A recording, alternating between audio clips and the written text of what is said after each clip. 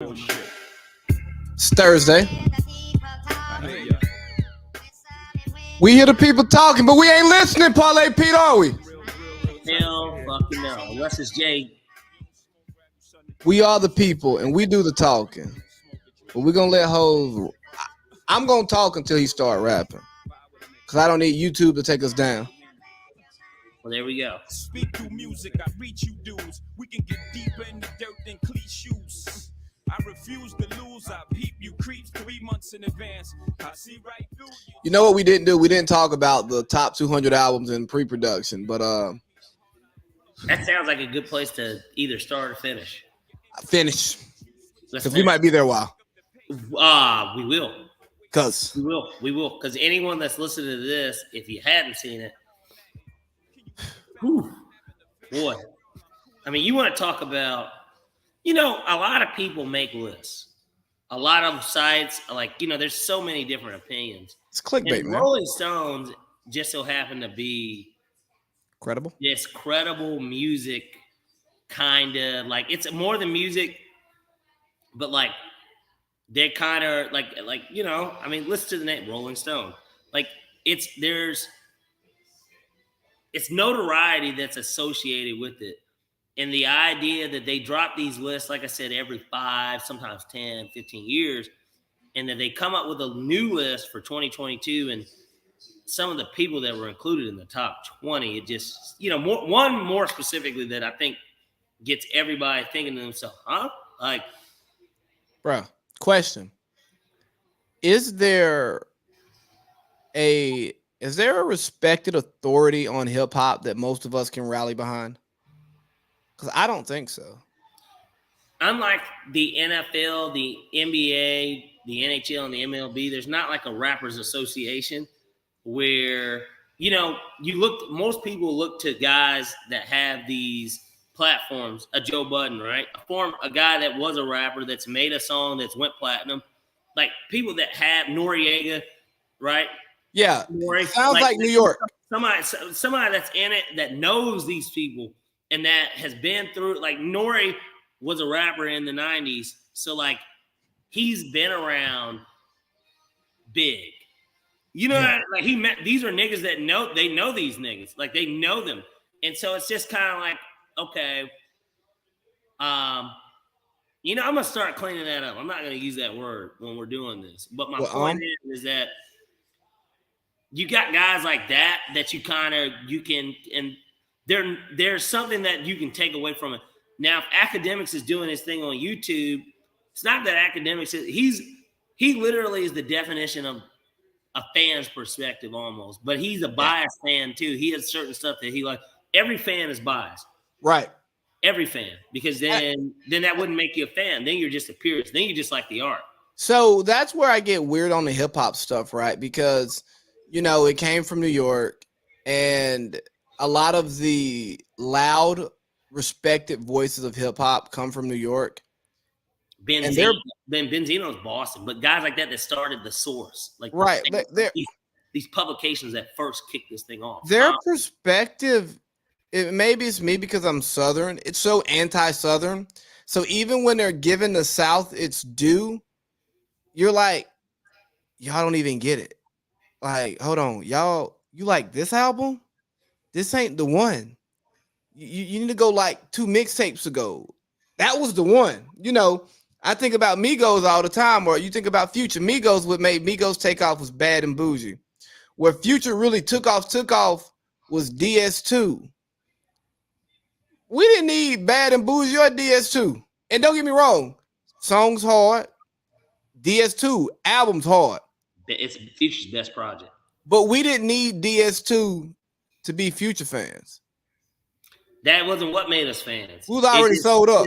Confirmed that he was who we thought he was. That's when we said, hey, he can measure up with your favorite rapper now. He got that one out. He got the album that he can put out there for y'all. But anyways, man, let's get to the show, because we're going to open up with sports, because that's what we do. Chappelle show. We should have opened up with that. Oh, well, not Chappelle, but we block it out, and you're like, hold up, Big Baby Show. Temporarily. Maybe on something. Well, yeah. You're right. Yeah. And that's I'm saying for this. But yeah. I like that. So let me talk about some freezing cold takes. So I was in a group text and somebody sent a pretty bad take by someone who I'm a huge fan of to the group. And honestly, a lot of the take made sense. It was talking about Kevin Durant and some of his limitations coming out of college. He didn't have some of the best measurables. He could not bench press 185 pounds, and he was super skinny. And you go, ooh, Greg Oden's bigger, faster, stronger. Yeah, you should go Greg Oden first overall. Show no signs of I'm an injury-prone player. Right. Then you look at it in 2022, you go, holy shit, he was terribly wrong. So then you have this page that Freezing Cold Takes where what they do is they find things that people said that were wrong and then they air them out for it. And I go, for one, that's cheap. It's bad content. Like what do you get out of this? How about you go make a take? And if you're somebody who makes takes, sometimes you're going to be wrong. If you're somebody who makes takes, sometimes you want to be wrong so people can hate watch your show, because part of this is getting people to engage. Everybody doesn't believe every take that they say. And also, just because I believe something on Tuesday doesn't mean that I believe it on Wednesday. You know, if Steph Curry is 100% healthy, I got the Warriors winning game 4. But if they say he's hobbled because he got hurt in game 3, because he did get hurt in game 3, and he's like 50% not practicing the game time decision, I got Boston in 5. Why? New information yields new conclusions. And I hear Nick Wright talk about this stuff all the time. Take integrity, take integrity. That's stupid. You should not have take integrity. You should only have integrity to the knowledge that you have and the assumptions that you build. But precedents matter. And where sometimes we get wrong is we judge something off of a precedent, and then they break a precedent. Great players, great people, those who are the top 1%ers, they break precedents. You know, LeBron was crowned a chosen one, and he still has overachieved. You understand what I'm saying? Understood. He's damn near 40, and he's third team All-NBA, could have won a scoring title if he really wanted to. Like, he could have played those games to get that scoring title, but he didn't, right? So for those of you who just want to tell somebody, ha, ha, ha, you were wrong, bro, you're a hater. Go do something. You know, like, you're the person who wants to criticize what everybody else is doing, but you're not the one who's actually going out and doing it. So freezing cold takes, how about you give me a hot take? How about you give me something? Here's the thing, Parlay Pete. We watch the games for a reason. It's not a movie. It's not a scripted television show. We watch the games because we want to see what's going to happen. So yeah, if I project what I think is going to happen, I'm still going to watch the game because I want to see if I was proven right or if I was proven wrong. So freezing cold takes. Go hop in the freezer forever and let that shit burn. Oh, well, I don't know what happened there. That was like, I was really cooking there. And then we lost Parlay Pete, man. So let's see. He'll be back in a second. But yeah, dog, I see he's already back. Perfect. That was weird. I have no idea what just happened there. Probably the Antichrist or something. So, man, what are your thoughts on freezing cold takes? Am I overreacting because I'm a triggered podcaster? No, I don't think that it's an overreaction. I think that you've got a clear understanding of, first of all, what a take is and how it can be turned into a freezing cold one. It's only freezing cold if you're wrong. And a lot of people are wrong in this world. You know, I think that we know that. Like, you know, nobody – you know what? The perfect way to look at this is that everybody can look at anyone as a Monday morning quarterback, the criticizer. Everybody can go back and say where somebody was wrong. That's very easy because we already know what happened. And so it's the same thing, you know. You know, everybody's just like, what is even what you would call it? Not 2020 vision. 2020 hindsight? Yeah, if you had hindsight on everything. It's very easy to go back. Even in your personal life, everybody can look back at their personal life. If they knew what they knew now, of course they could go back and change it and say, yeah, it was a bad decision. It's not like Colin Cowherd. Well, maybe I didn't mean to name drop him. I guess I'm the game these days. But Jason Tatum. Yeah. And the thing is that at the end of the day, he's going to be wrong because he has a show that he does. Typically, he might take a couple weeks off in the summer or something, but like for the most part, he has a show that he does Monday through Friday. He's giving you 45 weeks a year. And he's going to be wrong about something. Now, to dig it up then, that was random that page posted it. It was a bad take for sure. Bad news, Dave. Exactly. And it's not an Albany Nat or something, is it? Got to fly in the office, man. Oh, thought it was an Albany Nat. Okay, sorry. I know that's super distracting. No. It's just I know how those Nats are down there. But nonetheless, I guess my point in saying is this. It was a bad take for sure. But at the same time, come on, man. Like, everybody's wrong. And hell, Skip Bayless is right sometimes. Exactly. Look at that. And that's the opposite of a freezing cold take. Because typically his takes aren't cold. But, we get it. A broke clock is right twice a day. And I just think that even when we look at someone like Colin's had some good takes. He's had some good takes. He's had some bad ones. He's had some freezing cold ones. He's had some burning hot ones. I mean, it's the nature of the beast. We will all be right or wrong. I've hit parlays as Parlay Pete. I've hit 12. I've been able to, in one day, I could say 12 things that were going to happen, and they happened. I have record of it. I also have record of days where I might have picked 10 things, and I went 1 for 10. Does that mean that I don't know what I'm talking about? Does it mean that I'm just extremely lucky? Like, what does it mean? It doesn't really mean anything. So, that's the thing. I think someone in the group text brought it up saying, accountability. Hey, man, accountability is in the viewership.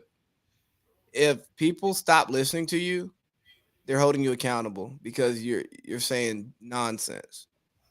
If the network tries to pay you less on your next contract or change your time slot, that's what happens. Or when you try to leave and they let you go, or they won't match the other company's offer, right? Like, back to Colin. Colin left ESPN. ESPN offered him a deal. He said, no, I'm going to go to Fox. When he was up for renegotiation with Fox, ESPN offered him again. It's not a national story, but right. It's a thing. So that lets you know, hey, people want to hear Colin Cowherd talk. For some reason, people want to hear Skip Bayless talk.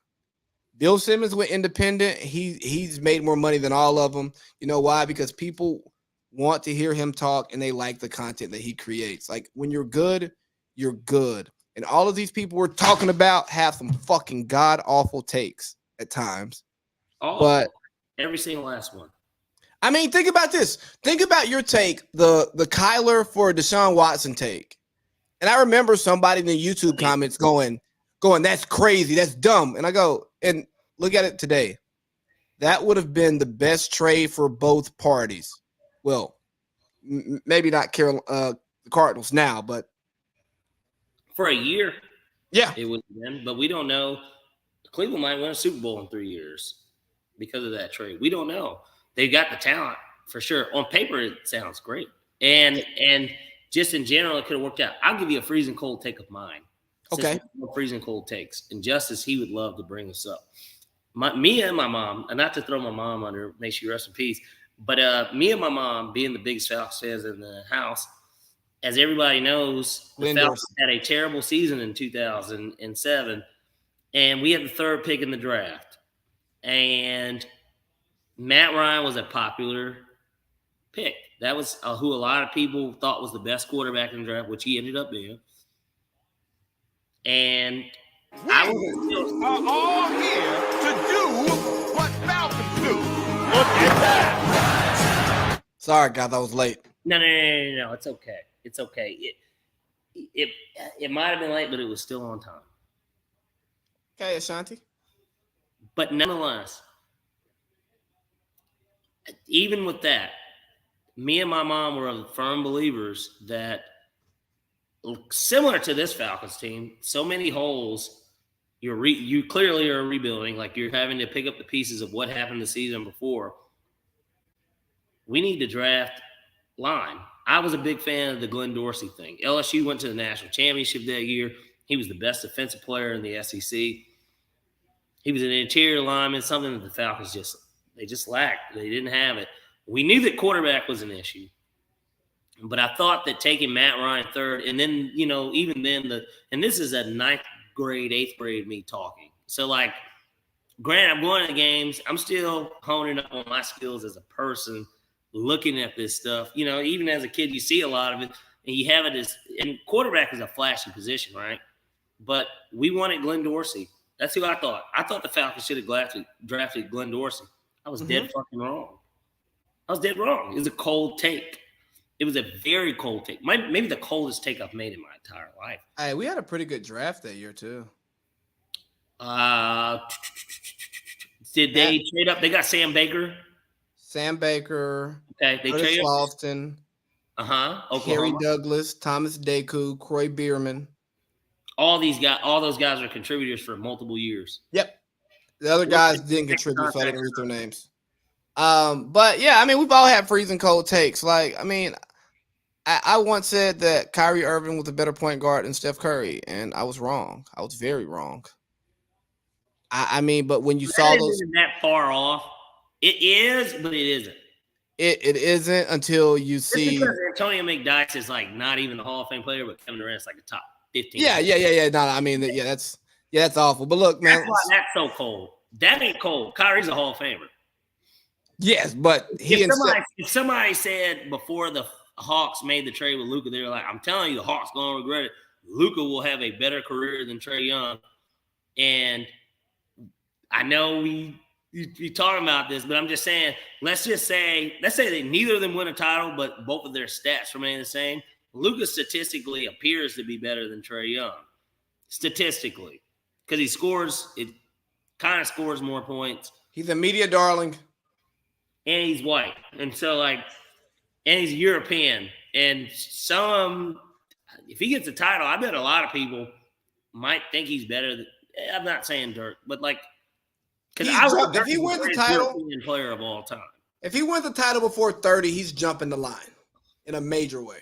Well, he becomes probably immediate, as long as he continues doing what he's doing, he becomes the greatest European player of all time. Which is even with Jokic, he becomes the greatest because he'll get an MVP. I bet he gets one. He should if he shows up in shape. I don't know if Trae will get one. I feel like Luka will get one. And that's the thing, man. The MVP, as I've gotten older, and you start watching it and you follow it and you listen to the narratives, you go, these MVPs are gonna get misremembered in history. Like, they get misremembered because, D Rose really beat LeBron out for an MVP LeBron was the MVP that year. And, you got voters going back and saying, yeah, I should have voted for LeBron. Same with the Russell Westbrook MVP year. Yeah, we got caught up in KD turning his back on small market OKC, so we gave Russell an MVP that we should have gave James Harden. You know what I mean? That should have never happened. Right. Because the man had 4 out of 5 seasons with a triple-double or 3 out of 4 seasons with a triple-double. It's like, hey, this is not a real stat. But let's talk about some real stuff. We got the NBA Finals. We're 3 games in, and I'll tell you from the first 3 games, I was wrong on my prediction. I picked the Warriors. I just they got that championship ilk. Boston's never been there before.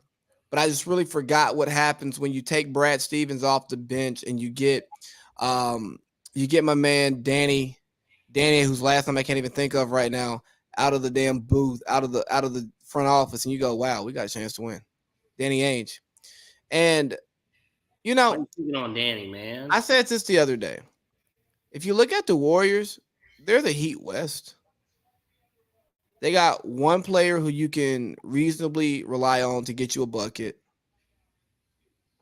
You got another player who was solid and great in their prime, but they're hobbled and not doing what they used to do. Okay. You got a big man you want more from. You got some young players who are great for young players. They're being developed, but they're not ready for this yet. And then you got the culture, the coach, the front office, who's all about winning and all about developing. But like, hey man, it's the team just don't have enough right now. I think the Warriors should have moved some of their young talent for a veteran because it helped you get to the finals in a down year because this is a down year in the NBA. Mm-hmm. But after watching 3 games, I mean, neither team looks like an NBA champion if you want to compare them to like NBA champions. But the Warriors, unless Steph goes for 40 in the net or in 3 games, I can't see them winning a championship.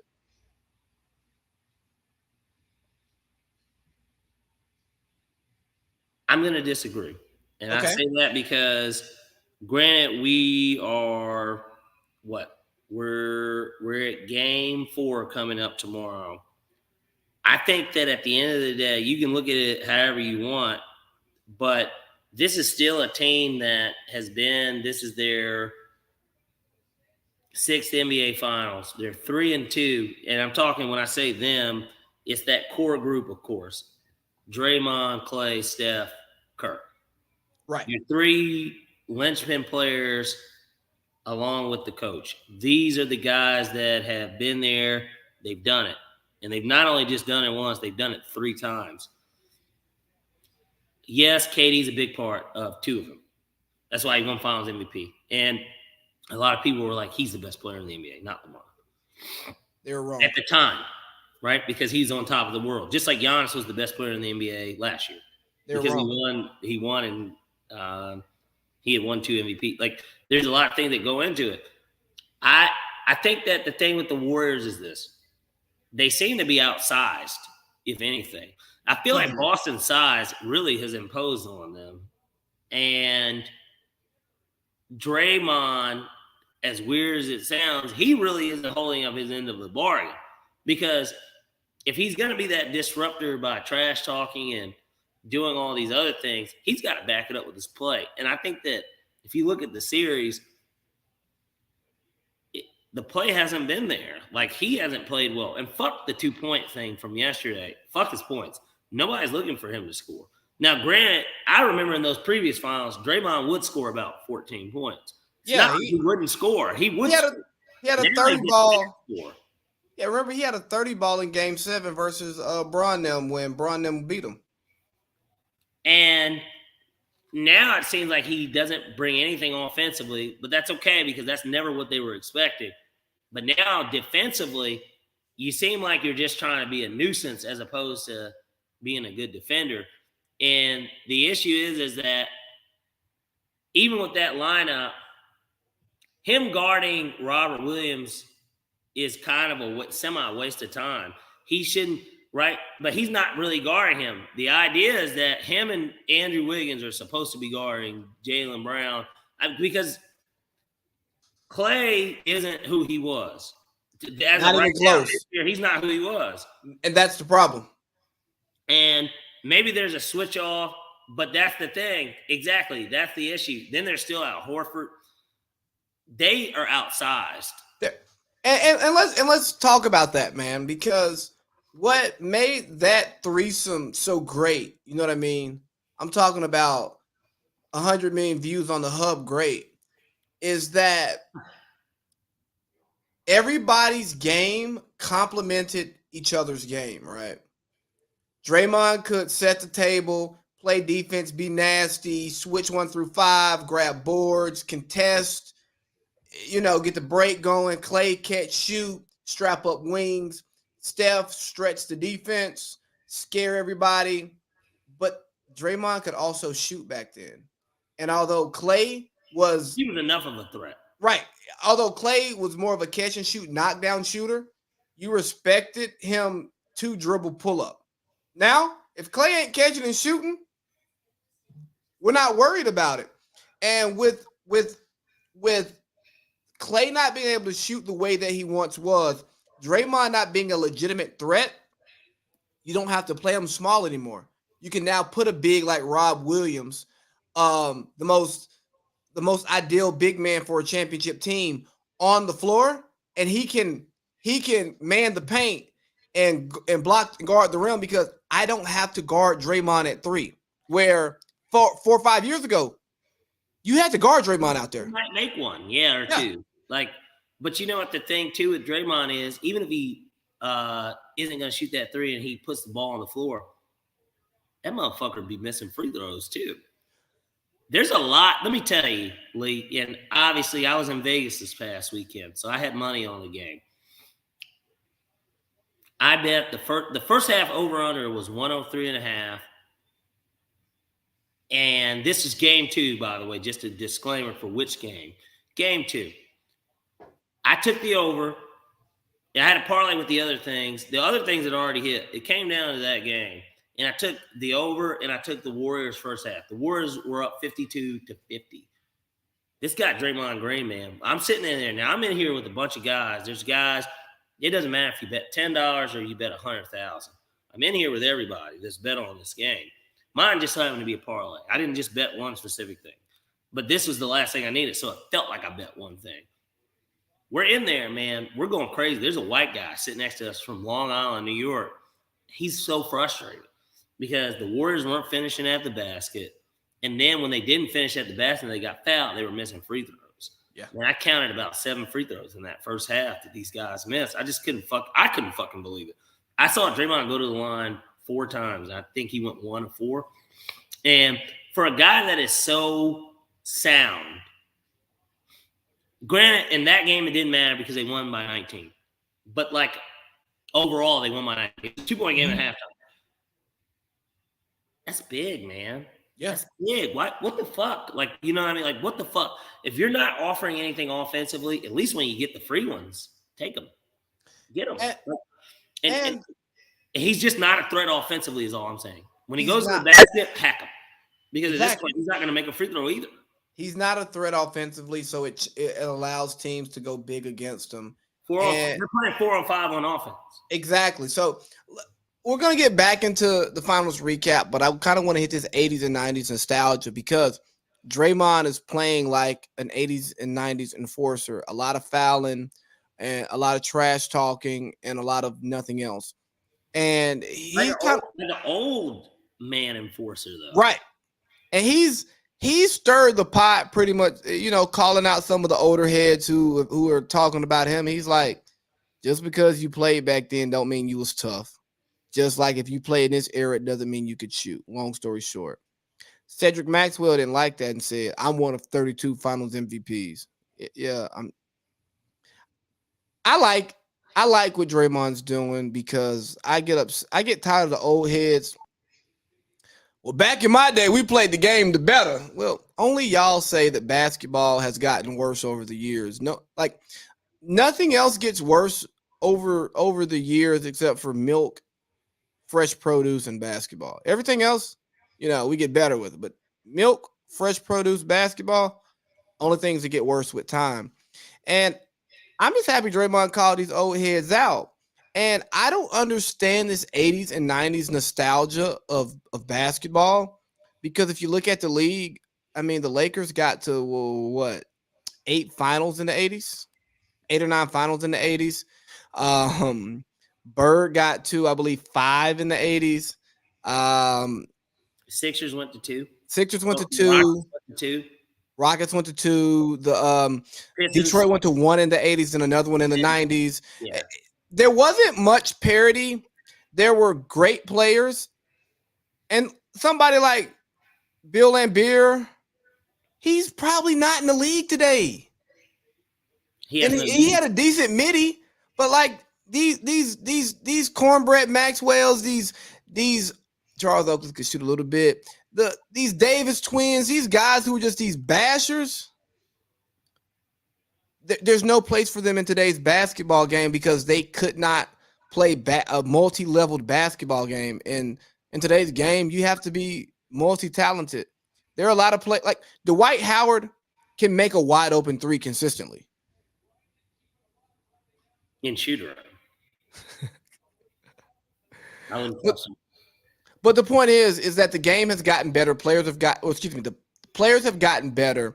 And this 80s and 90s nostalgia, I get it because the people who are in media and who talk about the game and the players who are in the media as well, that's what they come from. But, bruh, nobody wants to watch a game that's 85-76. This shit's terrible. The rules aren't made for it to be that way. And you can look at most sports. This year, hockey had their highest scoring season. People like to see points because it's entertainment. More scoring means more eyes. Baseball, look at that era, what some look back as the golden era of baseball, what really kind of spiked the popularity. Why was it so popular? Roids. Because Barry Bonds, Mark McGwire, and Sammy Sosa were all hitting 70 home runs in a season, which had never been done before previously. But you know what else, mate? Even the balls, they do something different to the balls. Fuck even the roid aspect of it. The balls, they make it to where the game you have to score more. Either that or your pitcher is a dog. But you know what else made the golden era of baseball so much better too? You had a multi-leveled game. You had guys hitting the long ball consistently, but you also had Torrey Hunter, Jimmy Edmonds, and Andrew Jones pulling the ball from hell, robbing people. You had Jeter going deep in the hole and throwing people out from short left field. Like you had pretty double plays, diving plays. Huh? When you look at the pitchers of the era, you had Roger Clemens. Roger Clemens is like a 6 or 7 time Cy Young winner. You have Randy Johnson, this 6'7" pitcher. No, 6'10". Tall fucking basketball player throwing at the mound. You had the Braves, the Greg Maddux, John Smoltz, Tom Glavine. I mean, you had these guys that even with all that, you had some supreme pitchers too. Yes, you got to see, and this is let's compare it to 2000s basketball, 2000s to 2010s basketball. I think that these were the best eras in sports. Let me sound like the old people who I'm shitting on right now. Because it was the era that we came up on and watched? Yes, but I think that we era were really comprehending the game and like really, and we were playing at the same time, so we were able to take away from it from like what we would use as well. Like, but look at football, baseball, basketball. They were balanced sports. You know what I mean? Like we didn't grow up on the crazy run heavy wishbone stuff at a high level of football, but it wasn't just spread it out, go 5 wide. You know, more of the MVPs in that 2000 to 2010 era were running backs. I can name them off the top of my head: LT, Sean Alexander, Marshall Faulk, hell, Jamal Lewis. Like there were like guys, Priest Holmes. There were guys that had some ridiculous running back numbers in that era. But you still had Brady, you still have Favre, you still had Manning lighting it up. Yeah, you had the introduction of Roethlisberger, Rivers. Yeah. So I think our prime era of sports, it had balance where now it's so everything is so offense heavy. Baseball is strikeout or home run. That's not entertaining. You know, basketball is a lot of threes and layups. Football, a lot of passing, and that's fine. But I like big hits too. I know player safety is important, and we got to protect the players. But I like to see Troy Polamalu come downhill and knock somebody's helmet off, and maybe he was a step early. I enjoyed that. I got to see the entire game. My bad. My dad had texted me, but point being, yes, I agree. And it's kind of similar to our lives. Like if you look at our lives, right? We, as an era, anyone born in that early 90s period, you got to experience kind of the pre-technology era. So you remember what it used to be like before technology really took off, before social media. Like you lived a good bit of life before that, before you needed a phone at 10 Bro, you remember? I didn't get my first phone until like 8th grade, 7th grade. Dog, you remember like going to like a high school basketball game or a track meet or something and having to memorize a girl number until you could find a pen to write that shit on your hand or on a napkin. Exactly. There's that aspect. I'm just saying, like, we are, it's a pre-technology, but understanding the values of hard work, like, and just kind of like the way that life was before. We have a good understanding kind of both areas, and I feel like it's the same thing with sports as well. We, in the NFL, before it was a passing league, we understood the importance of you got to be able to run the ball no matter what. Patrick Mahomes might be able to get away with winning a Super Bowl with his top rusher having 700 yards in the season. Now, you know what I mean? Now you can probably get away with it. Before, we were especially with the NFL, the era where two running backs, what? No, you got one guy and your other running back, he might get in a couple of times. He might be in there on 5 to 7 snaps a game. That doesn't mean he's getting the ball. Bell cow era of running backs. Yeah.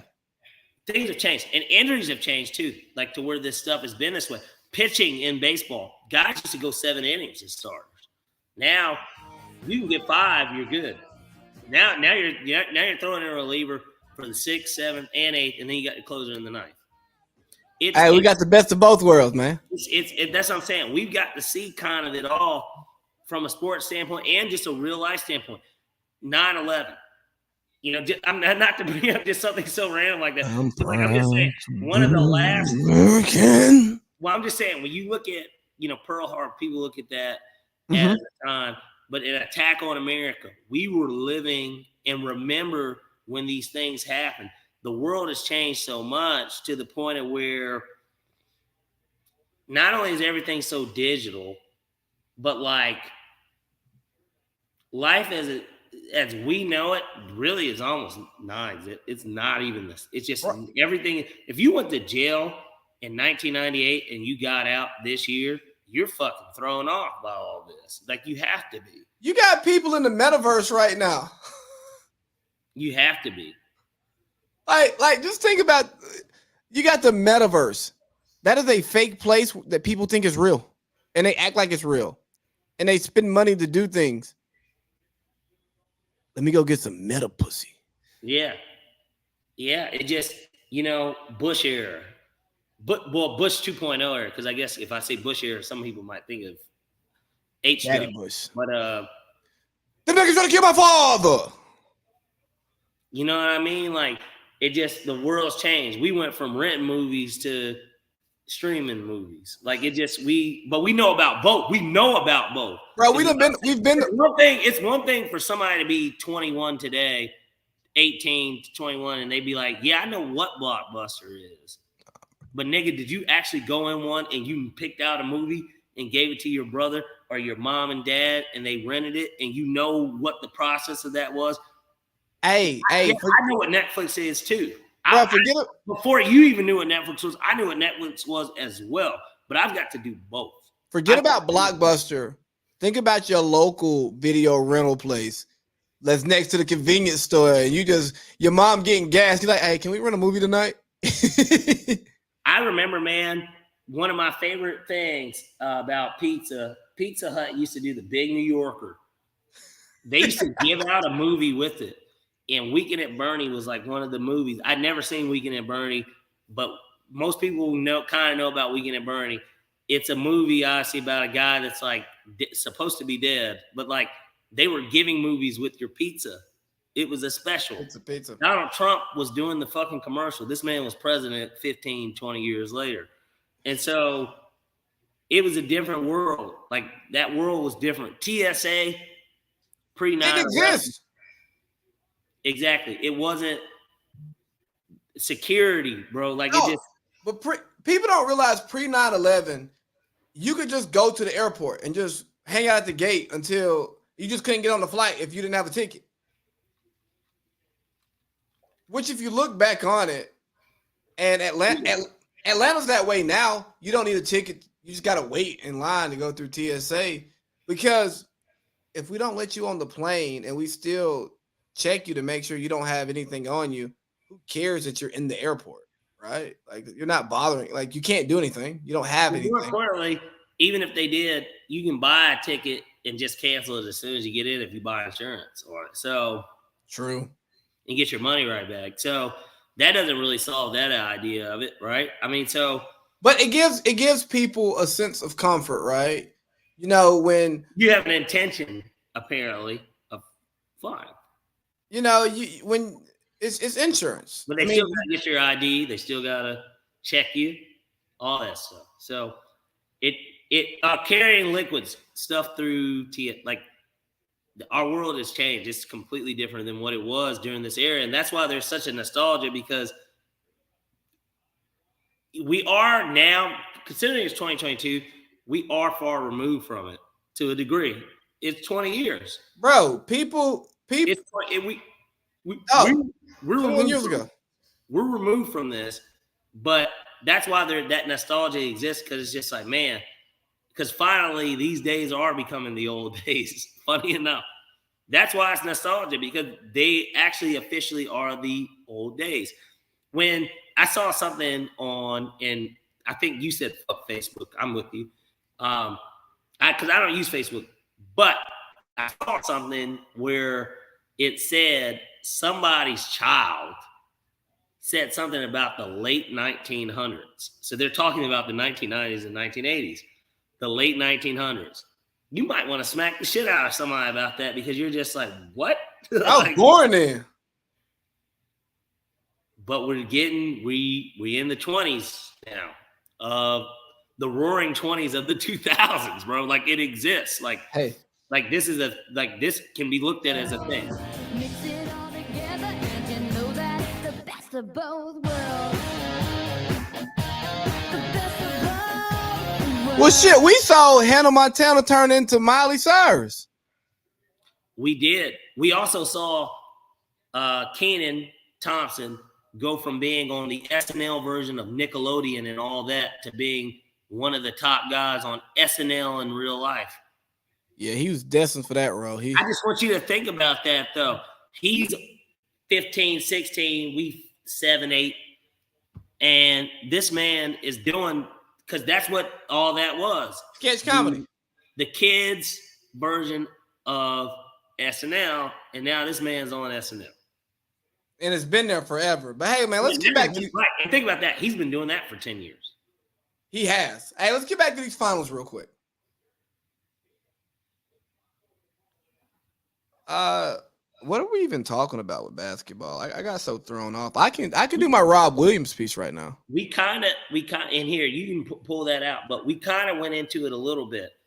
Just looking at these first 3 games. Okay. Game 1, the Warriors 3 quarters pretty much are in cruise control. 4th quarter, blow lead. Unexpected games from guys like Al Horford, not Devin White. Finals MVP, Marcus Smart. Marcus Smart. These guys looked like all-stars, all NBAers type performances. And because Jason Tatum played poorly. All right, so they get the game 1 win. Shocks a lot of people. Game 2. Tight at halftime. Relatively good game. Defensive, clearly. That's how I lost my bet. Defensive. And then 3rd quarter, Warriors blow doors. I mean, guys are making shots from half court. Looks like the Warriors of the regular season when they were clicking. Blow that game. Game 3. The Celtics get off the kind of the expected hot start with that Boston crowd. They're up big. Warriors make a storm again in the 3rd quarter. At one point, take the lead. Boston settles it, goes up about 4 or 5 going into the 4th quarter. They don't cruise control, but they keep it to where the Warriors never seriously get close. Every time the Warriors go on a run, they come right back. Pew, pew, pew. Right, which why you called it. You called that yesterday. You said Warriors are going to make a run. They'll make a run. And it's semi-predictable. It isn't, but it's semi-predictable just because of how the NBA is. We know just the NBA, just the way that this stuff works. teams make runs, and we know that. And Scott Foster was on the call. Double-digit lead is nothing in the NBA because you can go on a 10-0 run in a minute 30. Especially when you got Steph Curry on your team and Clay was hitting threes at one point. Clay was actually making shots, which he played poorly in the first 2 games, but he actually played well in game 3. Well, he played well in spurts. He wasn't. He got his over-under. Yeah, he hit 25. He just wasn't good in the fourth quarter. He was good at what he was doing. When it mattered. Right. So, and I may be overreacting by switching to Boston, but what I've pulled out of this, Rob Williams is a difference maker. I mean, the game is so different when a healthy Rob Williams is on the floor. And I said I would, if I'm building a team, Rob Williams is the center that I want. I don't want Embiid. I don't want Jokic. Are they better than Rob Williams? Absolutely. I don't want DeAndre Ayton because he wants $30 million. I can pay Rob Williams somewhere between $12 and $20 million over the next 5 years per year, as the cap is going to change. And what more do you want from your center? He can defend the rim. He can rebound. He's not a liability if he switches. And he scares people from going to the basket. And I get my points elsewhere because, like I told your brother, when's the last time a team led by centers won a championship? If we say Tim Duncan, we'll go 07. And he's a power forward. Leonard was the center, in my opinion, on those teams. Well, I'm not even talking 2013 because that was Kawhi and Ginobili and Tony Parker at that point. But you can go what somebody said. Well, KG played small. Somebody said KG played small ball 5 and 08, and I go, okay, 07, 08 is 2022. Perk was the center. Right, exactly. And the reason why they didn't win in 2010 was because Perk wasn't there. Right. They had Rasheed Wallace in there. Rasheed Wallace. Now Lakers assistant coach. Yep. So I go, if recent history is showing me that centers are not the cogs that you want to build your team around, just like you don't want to build your team around a running back in the NFL, why would I want to pay high dollar for a center when I can get a center for, again, somewhere between 12 and 20 million a year, and then actually spend my big money on high-end wings and the types of players who win championships? Because guess who wins championships? Guys who are 6'6" and taller and play on the wing. Check history. No, you're absolutely right. I mean, there's no disputing that aspect of it. And it's really kind of crazy when you think about it. When you look at the idea of a center leading a team in today's NBA, I mean, Dwight Howard, now you said winning center, but Dwight Howard, and even with his team, Hedo Turkoglu and Rashard Lewis and Jameer Nelson, big parts. Mikal Petrus, Courtney Lee. Man, I remember that Magic team. That Magic team was good. And Bill Simmons and Ryan Russillo, they went back like in that game log of that finals, and it was a lot closer than we remember. Like Orlando was a couple shots away from winning a championship that year. Well, if you remember, one of those games went into overtime and Courtney Lee like barely made a layup. Mm-hmm. It was something that where it didn't count, like it was too late, but they could have won the game on that layup. They lost that game in overtime. They weren't going to win that series. I don't care what they said. No, I know, but it was a lot like the first Warriors Cavalier series. It was closer than the game count. Okay. Like if you actually watch the games, you go, oh, it's a bunch of close games, but one team won the first 5, 4 of the first 5. That's all. Right. And so for me, I guess I look at it this way. We're talking about teams, that had these guys, but was the center the reason for the season? And to me, Dwight Howard was. Yeah. I can remember that now granted, this is the Atlanta Hawks, but I can remember they played the Hawks. Dwight Howard had a 40-20 game against the Hawks in the playoffs. He was the best player on that team. Dwight Howard's a 3-time Defensive Player of the Year.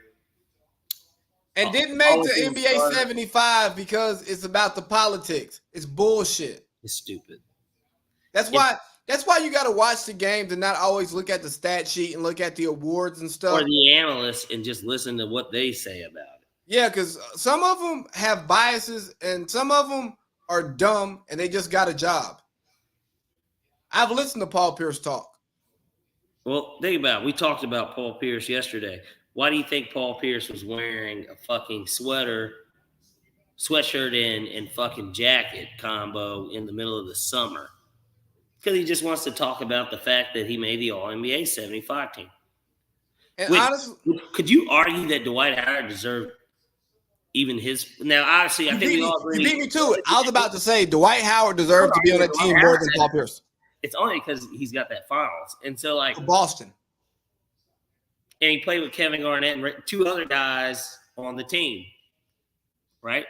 And with a host of other not top 75 players, but like veterans that have their place in NBA lore. Rondo. Even Rondo, Perk. I mean, we're looking at, PJ Brown. James Posey, Sam Cassell. We're looking at guys that were guys in this league for Eddie House, guys that were in this league, bro, for a long time. Bro, that roster was stacked. For Austin smacked Eddie House in the back of the head. That went crazy. He did that on national TV because I remember watching that game. Malu smacked this nigga in the back of the head. Yo, did you see the video of Lou Will and Baron Davis talking about the N1 basketball players thinking they could play in the NBA? Yes, I did. Because that was in the group. Okay. Hey, so let's talk about Miles Bridges real quick. And I don't think this is going to be as long as I thought it would be. It won't. Go ahead. Oh, no. We got to talk about the Boston fans real quick. Oh, you mean what Clay said? Yeah, Clay sounded like a punk. I don't want to hear about there's kids. No. As if he hasn't been to any NBA arena and heard. And I don't want to hear about there being kids there because, sorry, you heard a cuss word. They used to call Oracle Ruracle. I don't think everything that they were yelling in Ruracle was nice. I don't think everything was just pro Warriors. Hey, Clay, I missed this free throw. Right. And anytime people start saying anything. And when you start saying, what about the kids? Yeah, bro, miss me with it. It's not. If you're going to put your kids, if you're going to take your kids to a finals game, you are opening your kids up to hear things. If you're going to let your kid watch TV, you're opening your kid up to hear things. If you're going to give your kid an iPad, the internet, you know what? I found porn on my own because I had a computer in my room as a kid. And I had internet in there, and my mom trusted me. And so I found something about ass. Huh? You were curious about ass. Yeah, and I had an older cousin show me where you could go to chat rooms and see tits and stuff. So what did I do? You went and looked at those tits. Yeah, and I used Google Images, and then you would hear people talk about different sites, and then you go find it, and then you watch HBO softcore porn. Like kids figure out stuff that they want to find out. You know? Absolutely. And it's on the parent to, once that exposure happens, to properly parent it, help them understand, properly discipline, whatever steps need to be taken. That's the job of the parent, but it's not the job of other people to raise your kids. So when you say, what about the kids? Well, you probably shouldn't have your kid at a game that starts at 9 o'clock. Like if the kid can't hear cussing, the kid shouldn't be at an NBA game that starts at 9 p.m. I'm with you. Like, why are you not asleep at halftime? I'm with you on it. I think that Clay just said that because they lost, and so classy Boston. Clay's been in the NBA long enough and knows what that means, and even more importantly, who you're playing against. You're playing against the Boston Celtics, dude. Like. That is Title Town. As far as I know, since I've been alive, that's where in all major sports they've won titles.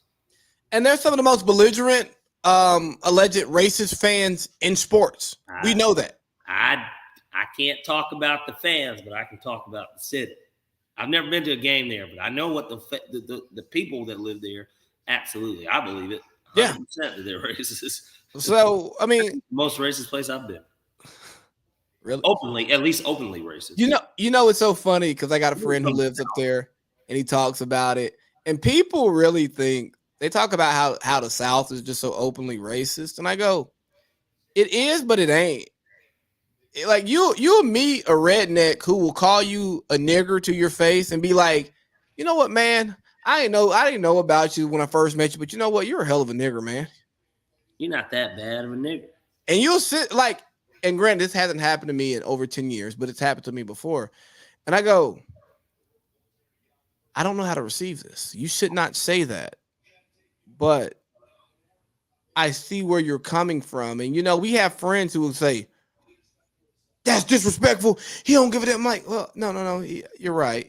It was disrespectful, but I understood where he's coming from. This is a racist person saying, hey. You guys really aren't that bad. Yeah, like, so all of y'all don't sag your pants and listen to that hippity hoppity shit, huh? Right. No. Some of us act like you. You don't know because you're not around us. Some of us don't like those same people that you don't like. We just don't say it because they're black. We just say it because they're niggas. Right. This has nothing to do with. Maybe it is a color.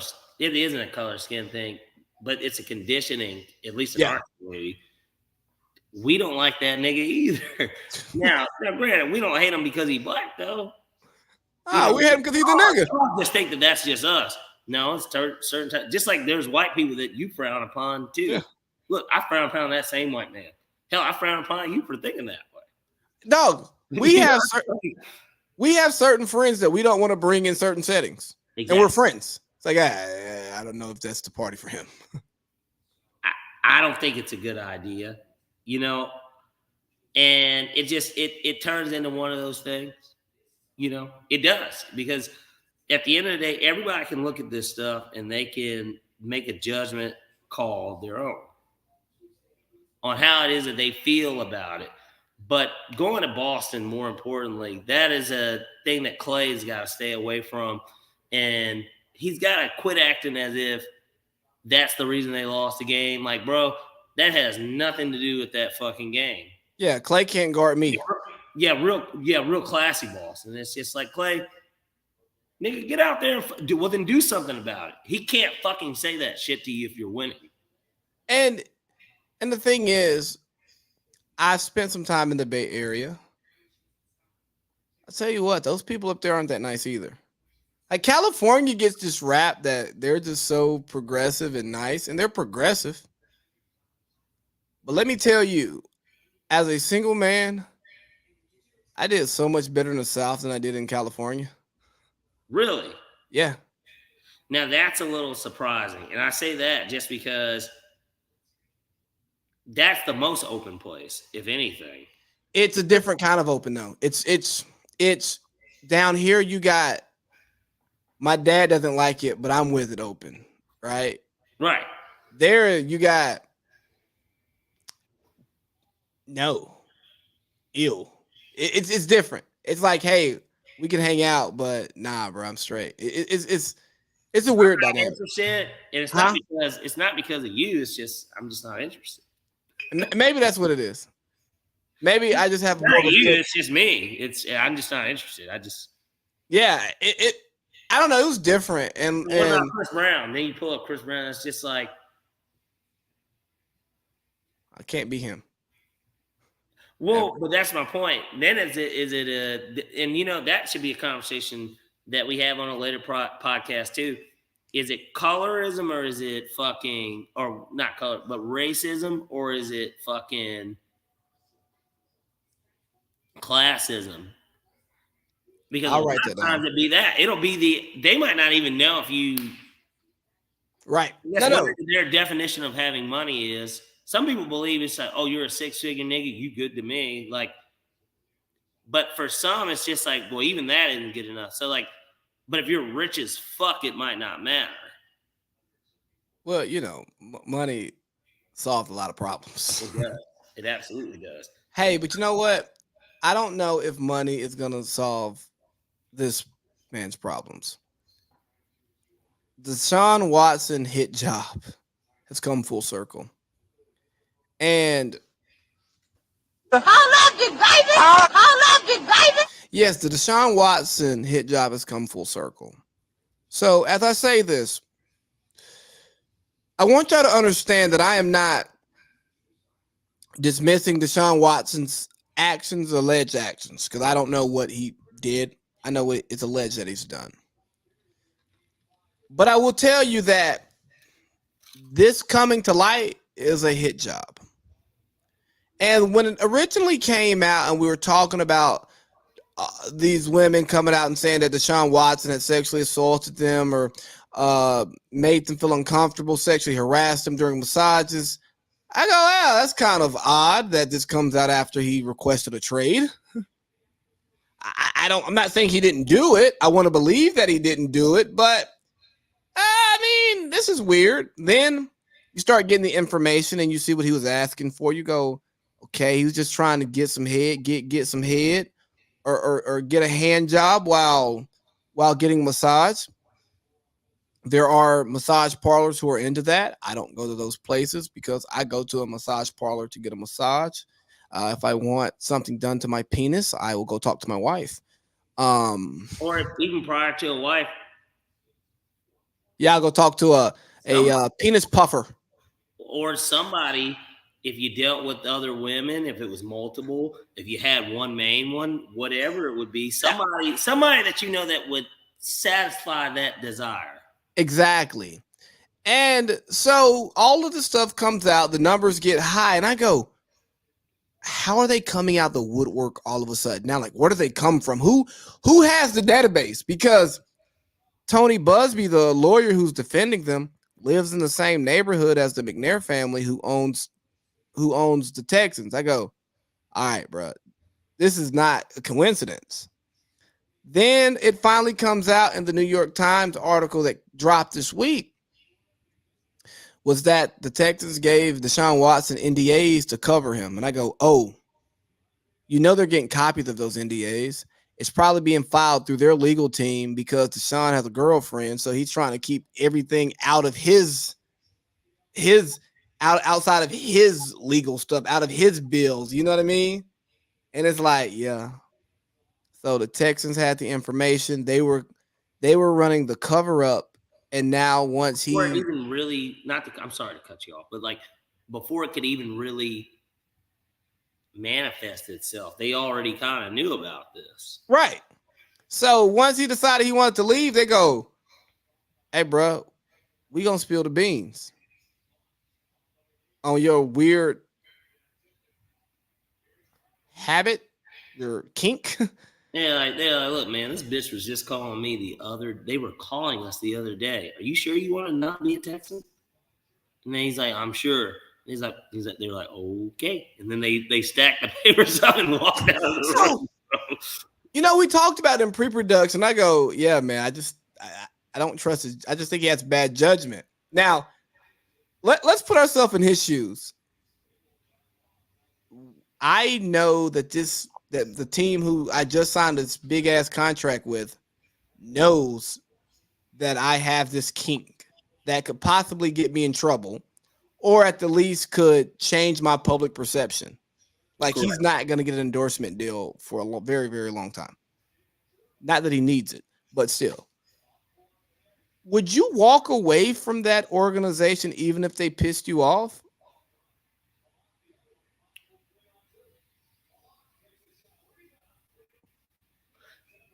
I would hope to never be in that position anyways, well, of course. But like,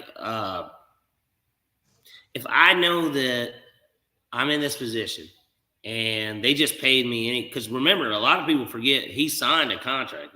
Yeah, he signed an extension with them. They paid him like knowing that. So like, I probably will respect the loyalty aspect because even if he didn't think that he would win a Super Bowl there, They were winning games until Motherfuckers act like winning the Super Bowl is the easiest thing to do to begin with, no matter what type of team you got. he was winning the division. They were winning the division. Yeah, they were winning the division. They were competitive up until the last season in which he played. The last 2 seasons in Houston has been pretty terrible. But I I don't know what's going on. I just think let's get into this a little bit, because I think what's happening is 2 things are true. I think that Deshaun Watson is being attacked because he pissed off a billionaire. But I also think that Deshaun Watson has made some questionable decisions that put him in this place. You know, do I think that Deshaun Watson is a rapist? No. No. Do I think that he was trying to do something that a woman did not want to do? No. But when you're testing those waters and you're not using direct communication, which you should use, you can put yourself in a position where you've now made a woman uncomfortable. And even if your intents were not malicious, you've now committed, sexual harassment or a sexual assault because you were trying to have consensual sexual contact. Like, if you get an erection during a massage, a woman could say that, whoa, he's sexually harassing me because he now has his erect penis in the air as I'm massaging his inner thighs. It can be said. I think that there's an interpretation in all of it. And that's where the issue comes in. As careful as he could be with his words and his actions. Now, look, I don't even think necessarily, let's just say they're massaging his inner thigh, upper inner thigh, that he gets an erection. That's normal, bro. If he goes out and he, as it's happening, he's just like, oh man, I'm sorry. I'm sorry. I definitely don't mean to be getting in that position. If you could just give me a second. And then if she's like, no, that's fine. Then that from there, it doesn't mean it's okay that she's going to jack your dick, suck it, fuck it, whatever. It doesn't even mean that. But at least there's an understanding of, hey, this was not what I intended to happen. And there's this other aspect of it with him to where you look at it and you say, he's asking to get his inner thigh rubbed. He's asking to be on his back to begin a massage. Most people's massages are their back, right? Typically, so I do full bodies and I do both sides. So I start face down and then I turn around and I'm on my back. I do both. And honestly, I am a person who gets massaged in the nude, but I'd always have a towel or a sheet covering me. And one of the most awkward massages that I ever got in my life was I was having some groin issues. Again, I'm in here naked. And I'm like, hey, can you really work my groin? And the massage therapist gives me the look. I'm like, no, it's not that. Like, I really just need you to get like in my groin. Because it was a woman though. Yeah. I've only received one massage from a man. And I will tell you, it's probably the second best massage I've ever received in my life.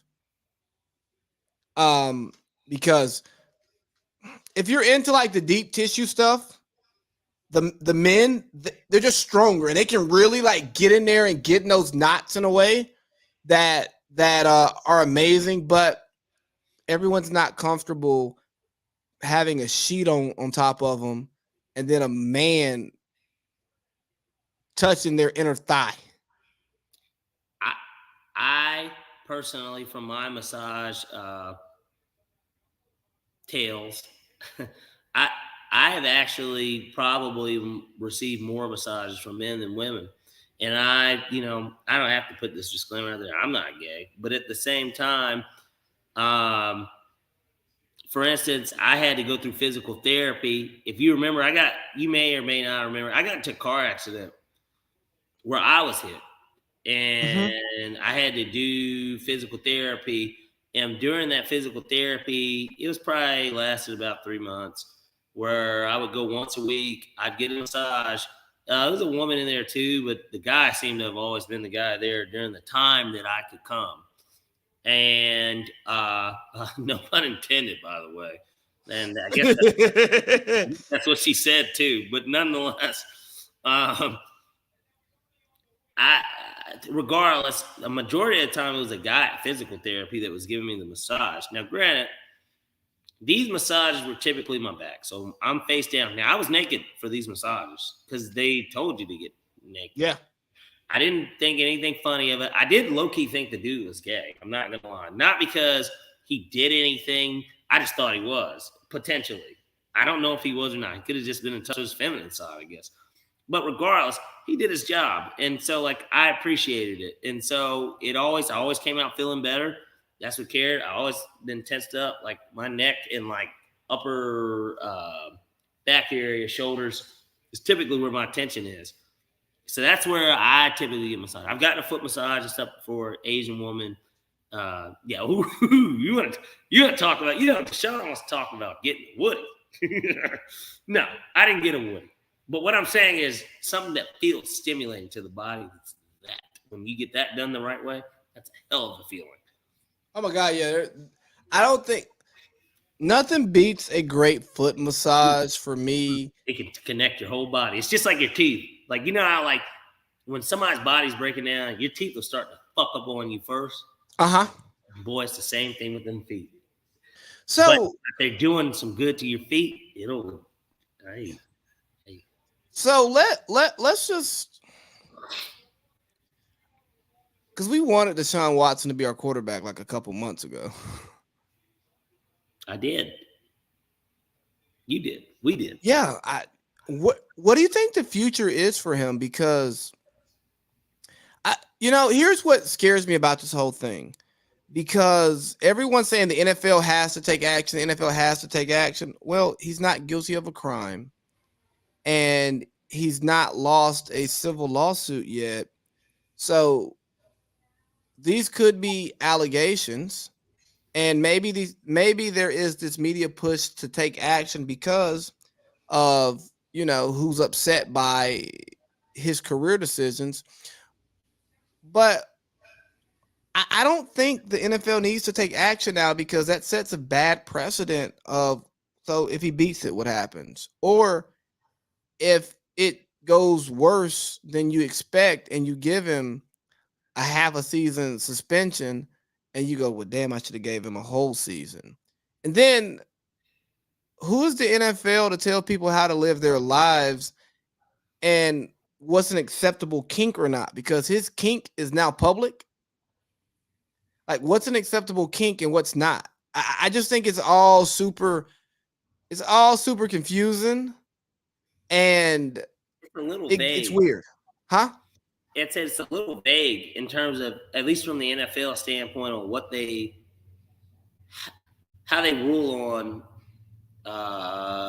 the conduct policy, right? Because we've had so many guys, Deshaun didn't even go on the commissioner's list, right? No, and he's not going to go. He's not going to go on it this year. Right. He's going to get suspended. We know that. I think we all know he's getting suspended. Even without the criminal charges, they've already concluded the investigation. They just haven't dropped the news. I know that they had the thing on HBO with 2 of the accusers. Did you watch that? Huh? Did you watch it? No, I didn't. And I would love to see it. But based on the Atlanta media, because they covered it, of course, with him being from Georgia, of course, the Falcons pursuing him, they went into it.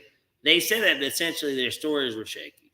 That's what I took away from it. From a radio standpoint, the story is shaky on their end because it kind of doesn't make sense. Just in a sense of, well, if this went on, I think one of them, they had said, that all this stuff happened, the inner thigh, the erection, all this and him and that. And then they kept doing it as opposed to just stopping and being like, all right, this is unprofessional. Yes. So I watched it and I was having a conversation with the wife about this. What were they going to do? Just not pay him? What was he going to do? Not pay them because they stopped and they felt uncomfortable? Right. And me and the wife were talking about this because she's like, well, why would they do it again? Or why would they keep Why do doing they keep it? going? Right. And then she goes, well, sometimes like you get uncomfortable in those situations and you don't know what to You do. freeze and you don't know what to do. Right. And I told her, I say, hey, this is going to sound cruel, but it is your responsibility to take care of yourself. Now, that doesn't mean that it excuses the action of somebody who's being inappropriate, unprofessional, or just being an all-out creep. But sometimes we have buyer's remorse on things. You've probably dropped a bet, and then you looked at that bet 30 minutes later. You're like, you know what? I really want this one back, but damn it, I sent the slip in. There's probably a woman that you've laid with, and you woke up the next morning and was like, why? Man, I'm never doing this again. Right. Yeah. And we all make mistakes in life, but the thing is, I think we're getting to a place to where if someone makes a mistake and they have buyer's remorse when it comes to sexual conduct, they get to say, well, I felt pressured to do this, so this person took advantage of me. Well, that person doesn't know what you're feeling if you don't tell them. So if you continue the actions, then that person is just led to believe that this is a consensual act. And I'm not saying that specifically for Deshaun Watson, because when you have that long list of people who have just, we can put the paper, who've seen you this way. And another accuser that comes out, and not that she's right, like she could be BSing just like potentially all of them, or she could be telling the truth just like potentially all of them. The idea that this has even come up, it just makes it so. I don't want to be in business. And I like Deshaun Watson, the quarterback. I wanted him to lead my team. He's a Georgia guy. I hate that UGA didn't seal the deal, but Kirby definitely would have. Mark Richt.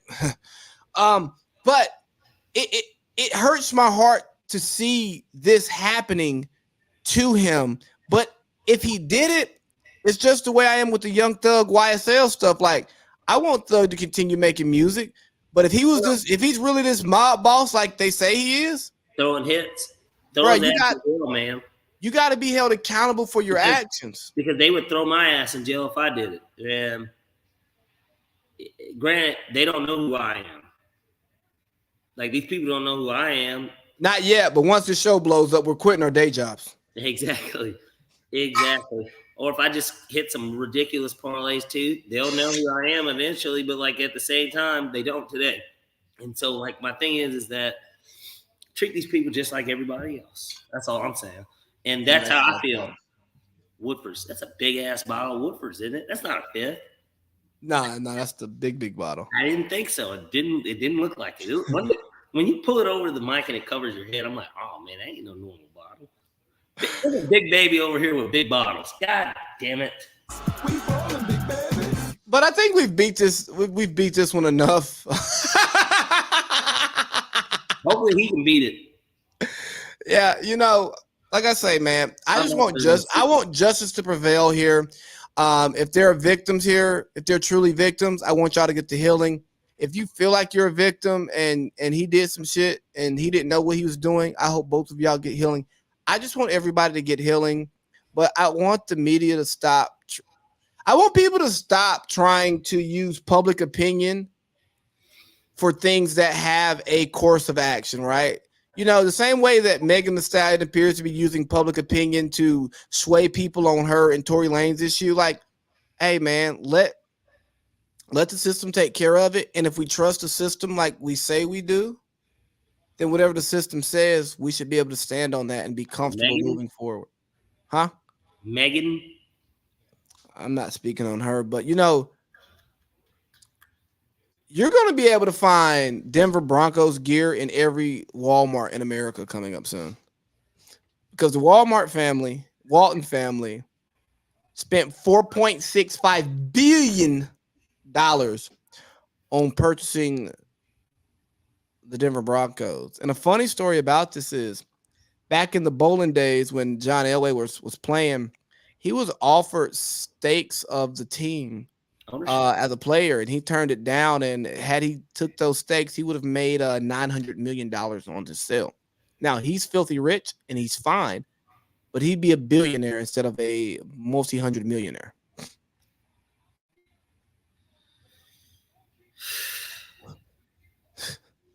Lee, look forward to seeing a lot of Russell Wilson jerseys. All right. And I know that you don't have this thing against Russ. I get it. You know, you've explained yourself plenty enough in regarding your thoughts on Mr. Wilson and his fine-ass wife named Dear. Hey, speaking of which, can we talk about her posting these little ass-shaking videos all over Instagram recently? Like, is Russ lacking in the field? Is she not getting the attention she wants? Absolutely not. Absolutely not. And this is why.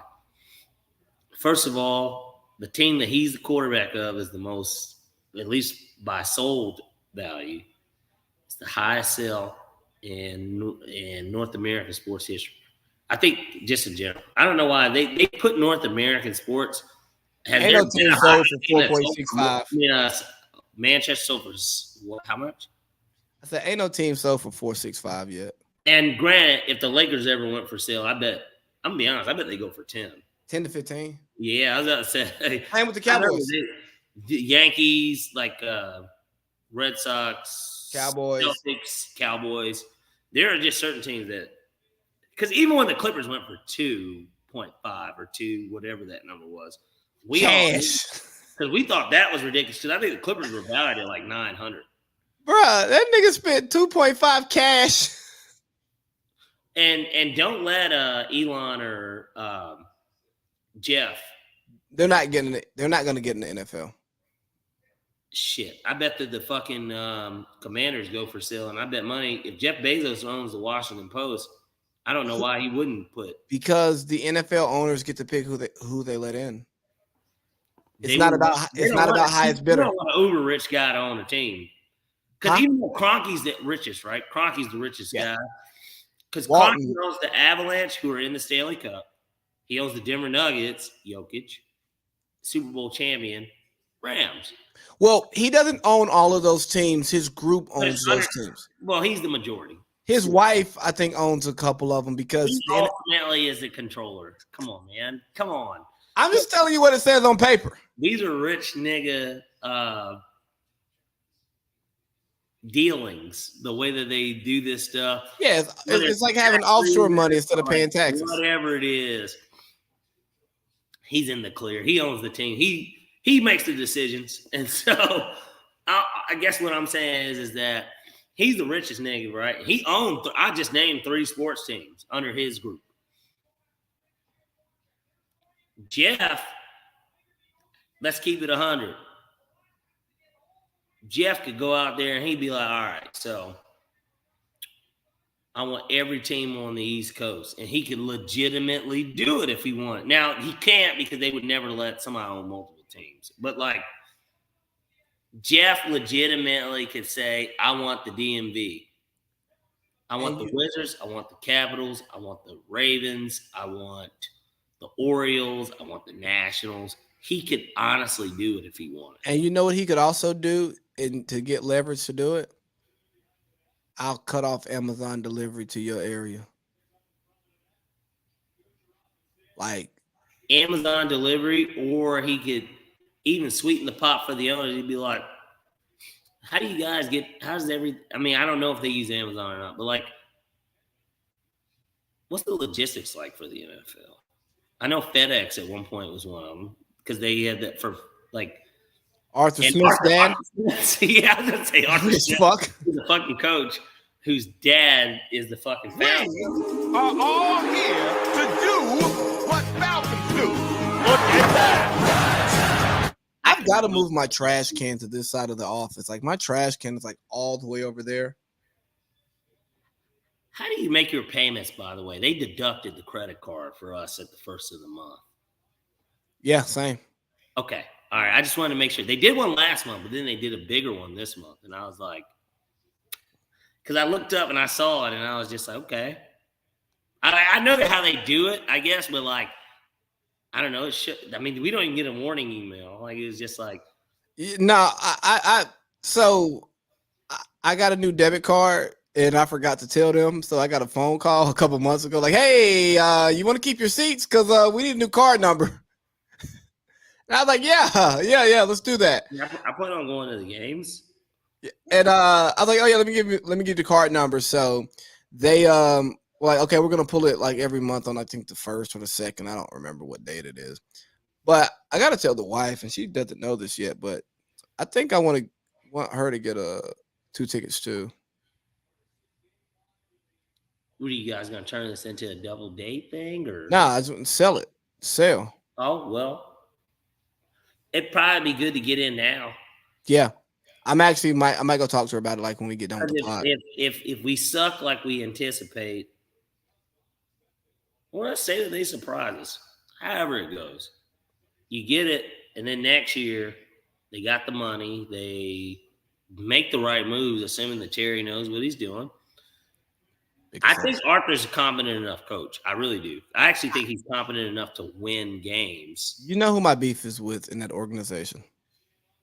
Yeah, Rich.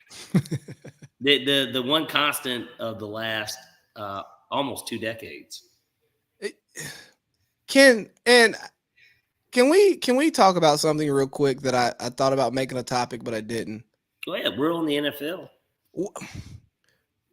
How the hell is Stan Kroenke and the Rams signing all these players, cutting all these checks when we know Arthur has the cash? Like Arthur has the cash to pay cash money to not do cap shit because he wrote Julio Jones a $60 million check when he signed that last extension.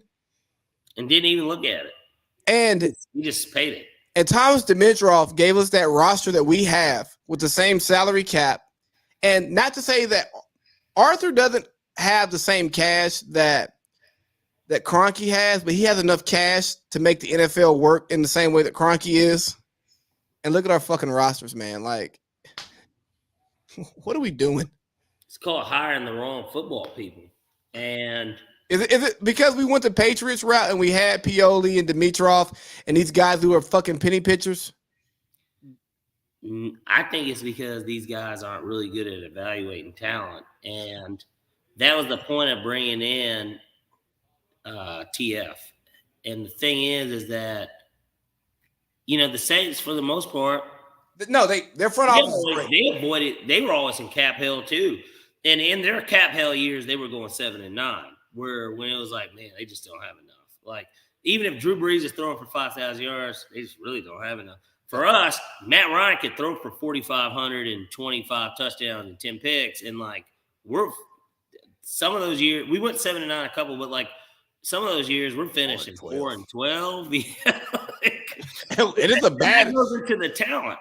It's a bad 4-12 too. Like you're watching the team and you go, this man wouldn't start for the Bengals pre-Burrow.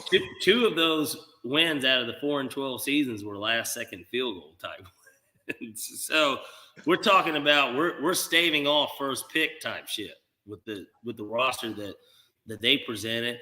I think that Kroenke and them, they put together this plan. They said, all right, yeah, you guys know how to play Madden, right? And they looked at everybody. And they're like, all right, you know how you can turn the cap off?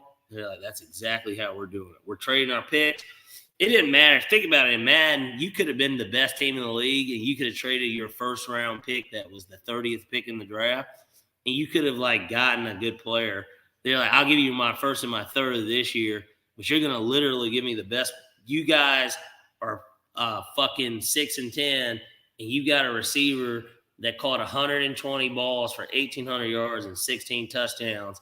You're going to trade him to us, even though we already have a guy that has 100 receptions, 1,700 yards, and 14 touchdowns. You're going to give him to us, and we're going to just make it work. And then if you wanted a quarterback, okay, I guess I'll just give you my quarterback who is an 80, and I'll give you our first-round pick or second-round pick, and you're going to give us your 98 quarterback. Bro, just think about this.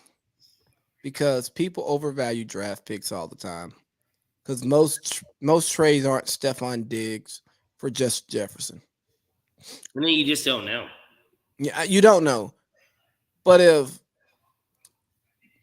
Jalen Ramsey is available for a couple of first rounders, you got to ask yourself, is the guy that I'm going to draft gonna be better than Jalen Ramsey? No. He's a Hall of Famer. He's the best at his position. Even if you draft that, he's not gonna be that in this time frame. One thing that I can appreciate about the Falcons, and I think that this is why Arthur held on to DQ, because once he got rid of DQ, he had to get rid of Dimitrov. That's why they got fired at the same time. Mm-hmm.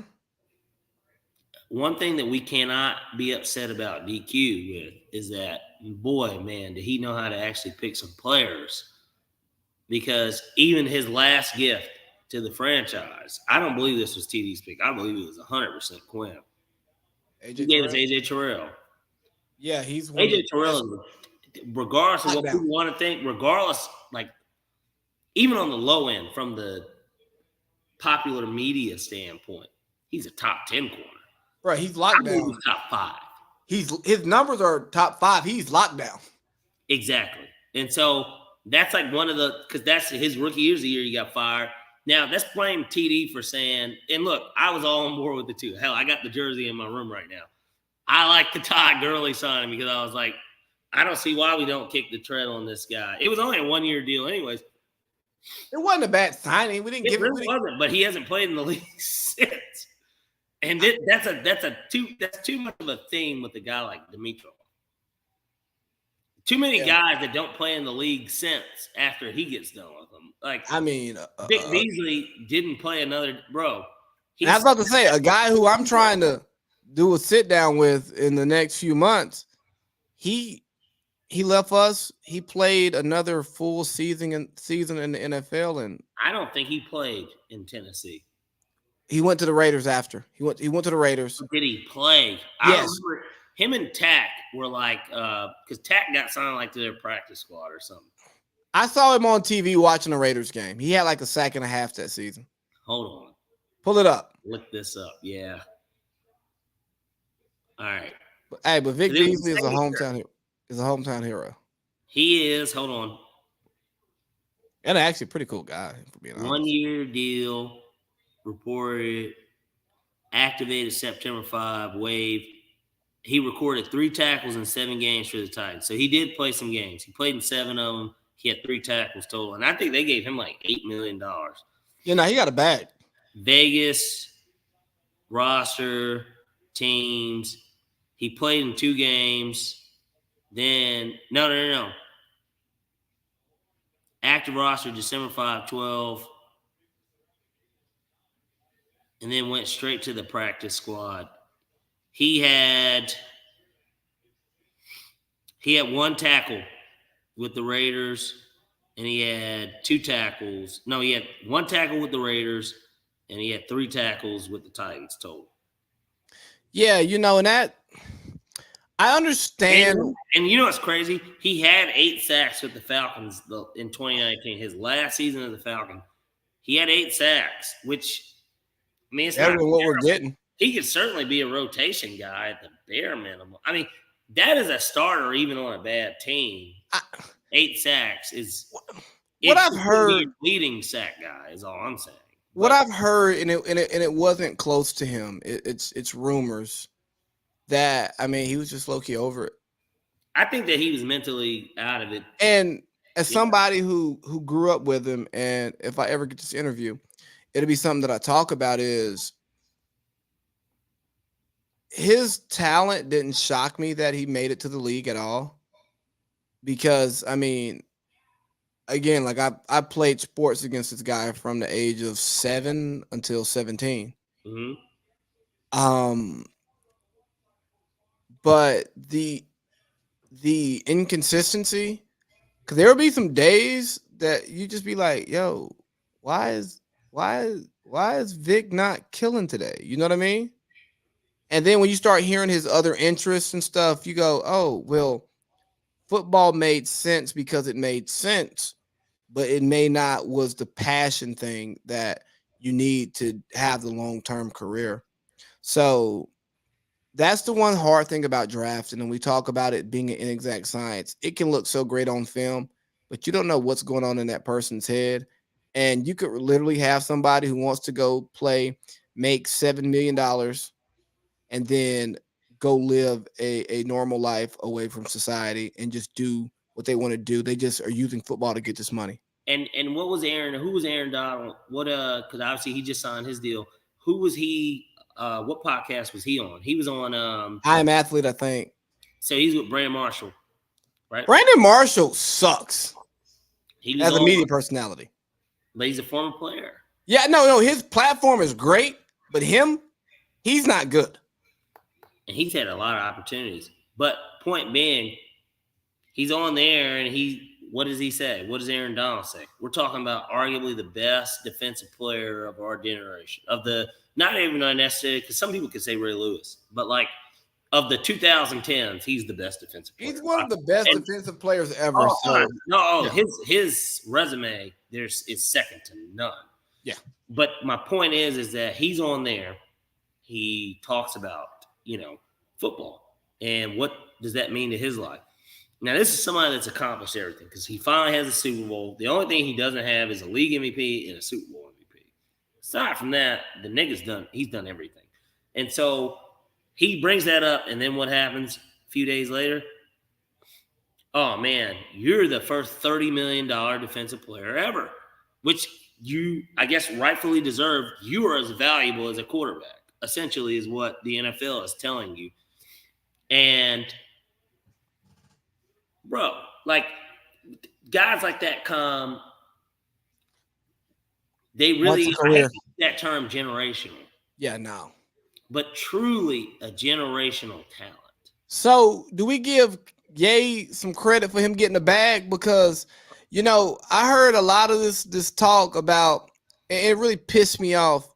I heard Joy Taylor on the Herd talking about she wouldn't want Kanye West and Antonio Brown like running her business, being like representing her. And I go, AB, okay, I get it. That's understandable.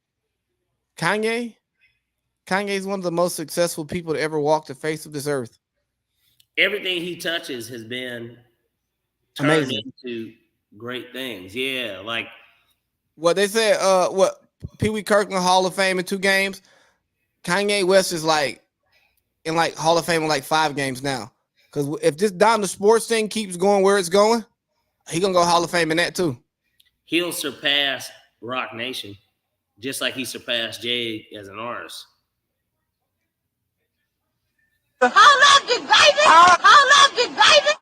I'm just saying, they're doing the same thing. Lil Wayne's got Young Money Sports, right? I think so. Exactly, we think. Because I feel like we've heard about it, but we don't know nothing about it. Well, Rock Nation does have KD. Yeah, they had got him, but who? Kanye got Jalen Ramsey and Aaron Donald now? Jalen Brown. Jalen Brown and Aaron Donald under their management. Yeah, it's about to go crazy. A fucking rap. He got arguably the most irreplaceable champions. Because here's the thing: quarterback's not replaceable, but like think about how many great ones there are. They just had Aaron Rodgers, Tom Brady, Josh Allen, and Patrick Mahomes. You could argue in some degrees, everybody would say those are the 4 best quarterbacks in the NFL, correct? Yeah. 4 best quarterbacks in the NFL that play golf against each other. The 2 young guns against the 2 old heads. Aaron Donald is in a space of his own. First of all, because he's a defensive tackle and he's doing what he's doing. It's not like he's a DN. He's not a outside linebacker. He's not even a corner. This guy plays in the middle of the field. He's going against guards and centers, typically. And there's just no stopping. It's unbelievable. Nah, it is. It's insane. You want to talk about this Liv Golf Series? We could touch on it a little bit because I'm not even gonna lie, I'm itching to talk about that hip hop list. But yes, I do want to talk about. Hey, what we can do is, I think we can come back to Liv. Ooh, I can't record next week. I'll be I'll be away from technology, like away from Wi-Fi technology for work. Like I'm not even gonna be, I won't even be staying in a hotel. I'll be staying in a communal area where I don't have any privacy. Well, let's just say this really quickly. We can just do, quick thoughts on Liv. Let's do 3 minutes on it. I'm not mad at the guys that decide to take the money. The PGA's not paying them that. Dustin Johnson hasn't made his deal is reported to be 125 million. He hasn't made 125 million fucking playing with them. And even with his endorsements, he hasn't made that. His net worth is below that. So if they're guaranteeing you this money, plus if you win the tournaments, man, get your money. Like the fuck, like yes, there's prestige that goes in winning these tournaments, but you're not Tiger. You will never be Tiger. And it's not that you can't necessarily, but you can honestly become a trailblazer in the Liv Series. You can become that trailblazer. You bucked the trend. You were the first major golfer in his prime that decided to do this. Others joined you. You win a couple tournaments over there. I'm sure that I have no idea if this stuff's going to be on TV. That's another part of this. Is the TV back in the Saudis? Are the Saudis getting it on TV? They're getting the American golf courses, so who cares? Well, yes. Well, because they're going to take the money too. Because this is what is this? Hey, what is America, Lee? Money. But what do we call money? Exactly. It's a capitalistic society. And that's what bothers me about the pushback on it, right? We just keep it quick. Rory McIlroy said all money ain't good money. Okay, good for you, Rory. Go take you're getting more from the PGA than most people because they love you. But even then, Dustin's shitting on you already. Right.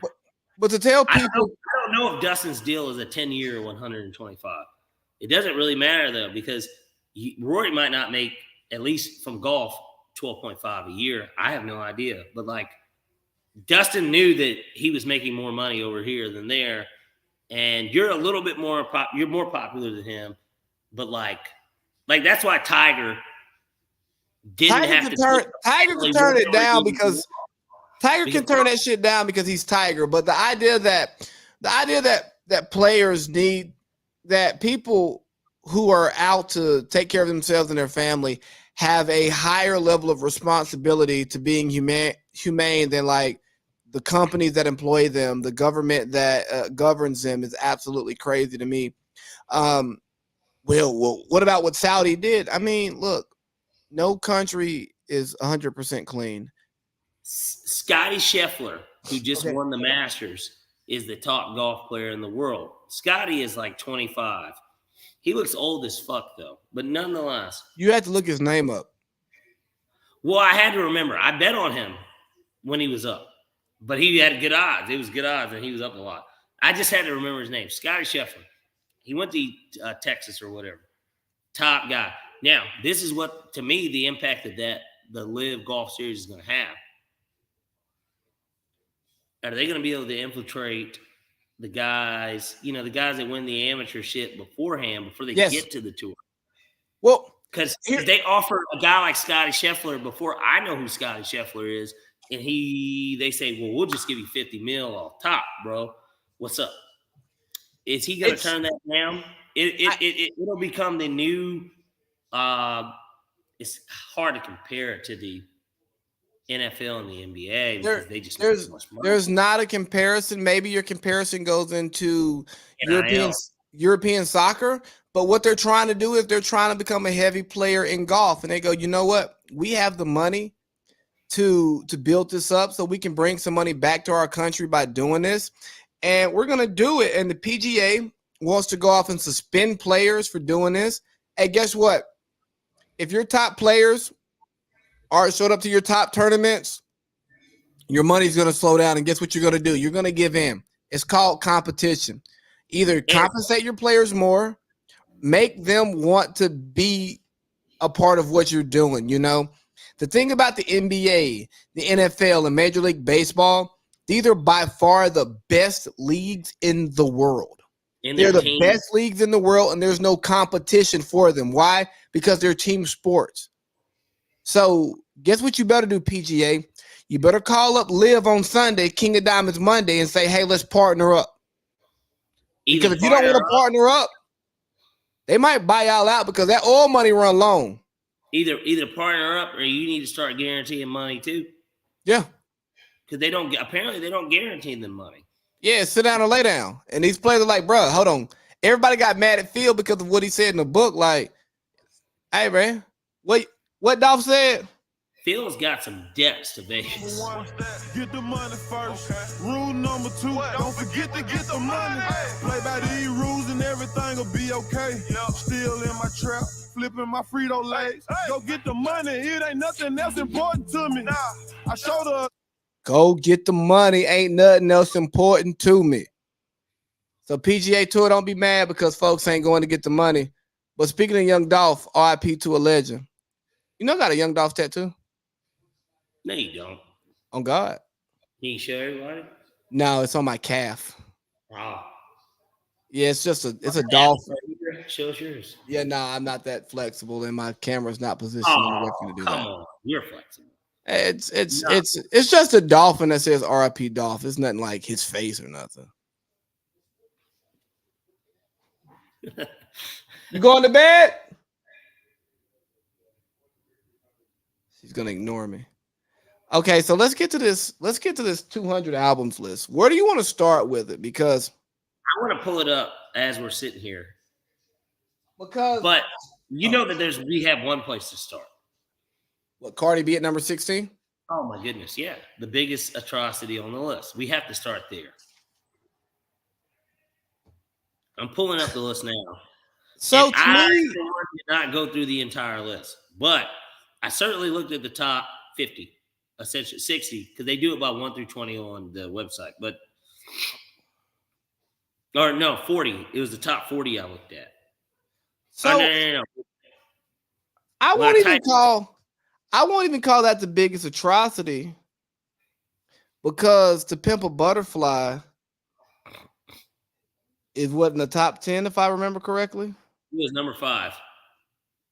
To Pimp a Butterfly is not that's not even Kendrick's best album. I don't even think it's his second best album. I can understand why people put it on there. Now, this is why, and I talked about this once Mr. Morale and the Big Steppers came out. So the first time I heard that out, because you have to take yourself back even to the first time you heard the album.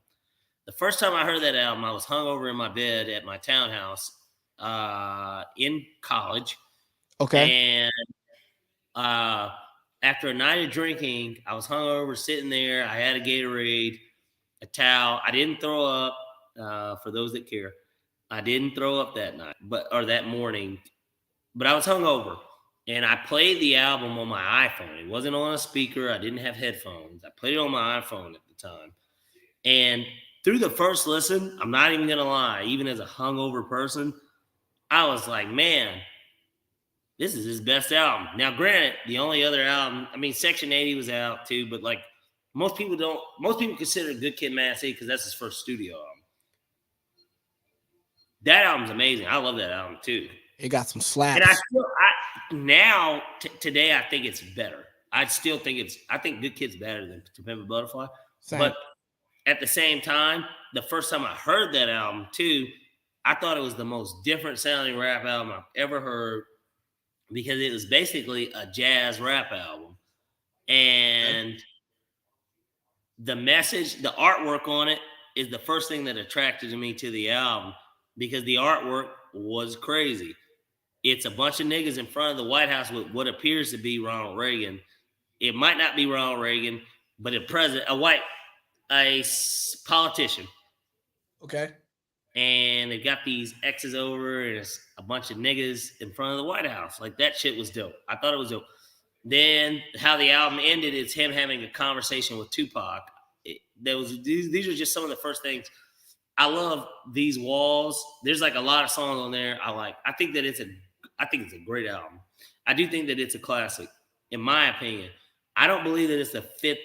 First of all, I'll talk about the album that's behind it more. And this is not subjective as a Kanye fan. It's more objective. My Beautiful Dark Twisted Fantasy top 5 probably should have been number 1 on the list. And that's seriously, that's an objective take, not subjective. I believe that is the best rap album ever. I think maybe because I grew up in that era, and when it came out and what happened, that's why I think it's number 1. I'm not upset necessarily. Hold on. I'm sorry to cut you off. I'm going through the list right now. Little Nas X Montero is number 151. Chicken Talk by Gucci Mane is 182. See, you're starting from top to bottom. No, yeah, because I went. I already went through I think I went through the first 100 and pre-prep. So now I'm just looking at some of this shit. Some of this shit is wild. Late registration by Kanye is 41, but Cardi B's Invasion of Privacy is 16. And I don't know where College Dropout is. It doesn't sit right with me. The Carter 3 is 39. And the Carter 1 and the Carter 1 or 2, the Drought 3 shows up before the Carter 1 or 2, and the Carter 1 and 2 are better than Carter 3. Carter 3 is the weakest Carter. Nigga Doggy Style is 35, and that is by far Snoop's best album. And Snoop Dogg is this legend, this living legend now, because Snoop Dogg is he's America's stoner. It's Snoop Dogg. Snoop Dogg is this figure in rap. Hold on. And he was the part of the West Coast shit. Him and Diddy are the last two survivors of that shit. Dog. And Snoop. No. City Girls, period, is number 138. Can I vent for a hot second, please? Can I just vent real quick? Who the fuck asked Rolling Stone to make a top 200 Billboard album or top 200 albums of hip hop of all time?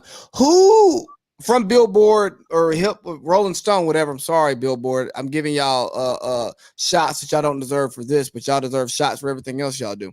Who gave Rolling Stone the criteria? Who from Rolling Stone done this? What are you doing?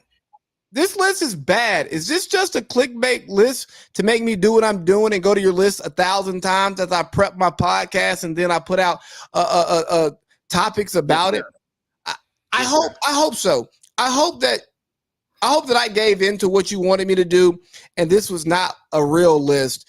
Or I hope it was a list built on payola. I hope somebody paid you to get their artist placed on this list and a higher place than they're supposed to be. Because if anybody in hip hop history ever goes, you know what?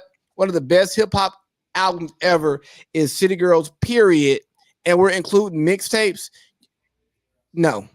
And I'm not even a music head. Because you said Chicken Talk's in it, right? Yeah, Chicken Talk is in there. The Drought 3 is in here. We got City Girls, period. Acid Rap is a mixtape. Yeah. You're right.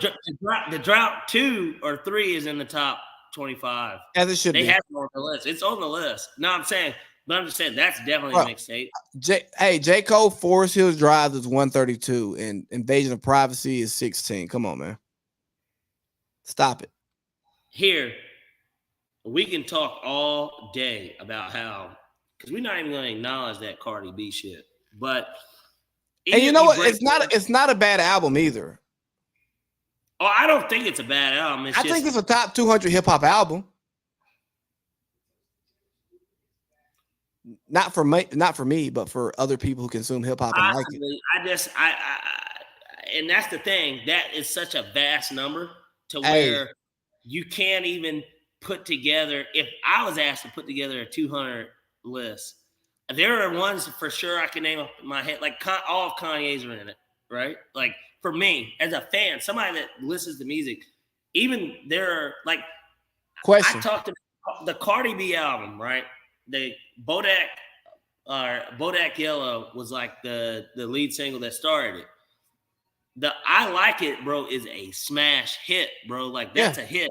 The album has hits. I like that song. It's a hit. Bodak Yellow is cool. She copycatted Kodak Black. And that's okay. Her version is cool, but the hit on there is I Like It.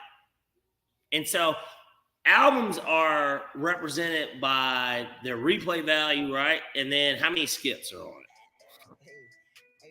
Come on, man. Let's keep it 100. Hey, there's actually not many skips on Invasion of Privacy, bro. It just ain't 16. Hey, Speaker Box Love Below is 124. And we talked about this, but Stankonia is too, which gets into a better question. Are you, as a Georgia native, Do you believe that Stankonia is even Outkast's best album? Josh, being this guy that's from nowhere, believes that it is. And I brought up, he said, now his argument for Speaker Box and Love Below was that it's 2 albums. And I said, nigga, It went diamond. First of all, but then secondly, I don't know what that has to do with anything. They dropped it as an album. What difference? It's a double disc. So what? All Eyes on Me is a double disc. Our Life After Death for Biggie is a double disc, which the number 1 album is Ready to Die, and I think that Life After Death is better than Ready to Die. Personally, I'm gonna lie to you. I'm an AT Aliens, then a Quimini, then Stankonia guy. Then I'll go to. Me too. I literally said that in the group. I said AT Aliens is better than Stankonia. I said Speaker Box to Love Below is better. And the Black Album is 113. Aquemini, the song, is like one of my favorite Outkast songs. But I love, even from like I said, that's subjective take. But like objectively, AT Aliens and fucking Speaker Box, The Love Below is better than Stankonia. And Stankonia is good. The reason why Stankonia gets the spin it gets is because it's got fucking So Fresh and So Clean. It's got Miss Jackson. Right, and Miss Jackson. You know what? Me and Justice talked about this. Hold on. Hey, hold on. Can I ask you something? Pusha T Daytona or the Black Album? Better album. Ooh. I'll go the Black Album. I'll go the Black Album, but that album deserves that type of praise too. The Black Album I'll take the Black Album over Daytona. The Black Album was 113, Daytona's 108, and the Coloring Book by Chance is 105. This list is terrible. Yeah, Eve Scorpion is 104. Like, get out of here, man. I would argue that the Black Album is Jay-Z's second or third. I agree because Blueprint was number 3. I do believe that Blueprint is Jay-Z's best album. In my opinion, I believe that is his best album. And I would put either the Black Album or Reasonable Doubt as his second best album. You want to hear what's 102? Young Thug, Birdman, and Rich Homie Quan. Birdman presents Rich Gang, The Tour Part 1, 2014. Come on, man. Thug, Thug Motivation 101 is number 101. Like, we just playing off the words? Playing a game, yeah. I mean, like, come on, bro. I don't even know. Why am I allowing myself to get this upset by something that I know is bad? The Carter 2 is 99. Get out of here.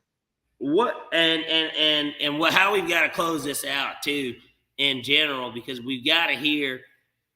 Firstly, I would want to hear, and because there's so many albums and we haven't heard them all, and I won't hear them all. I want to hear your subjective and objective top 5. So I'm not even comfortable giving you an objective top 5 because I don't like music. You have to base it off what you like, but also what you know the majority like when it comes to the objective. So your subjective, of course, you've got your top 5. Let me give you my subjective top 5. Okay. And it's not in order. Go ahead. That's fine. It's going to be The Drought 3. Okay. It's going to be EA Sports Center. It's going to be the Black Album, Carter 2. Ooh. You're one of those Carter 2 over Carter 3 people. Absolutely. And then we'll go More About Nothing. Very close is no Kanye. Fuck. I don't have a top 5.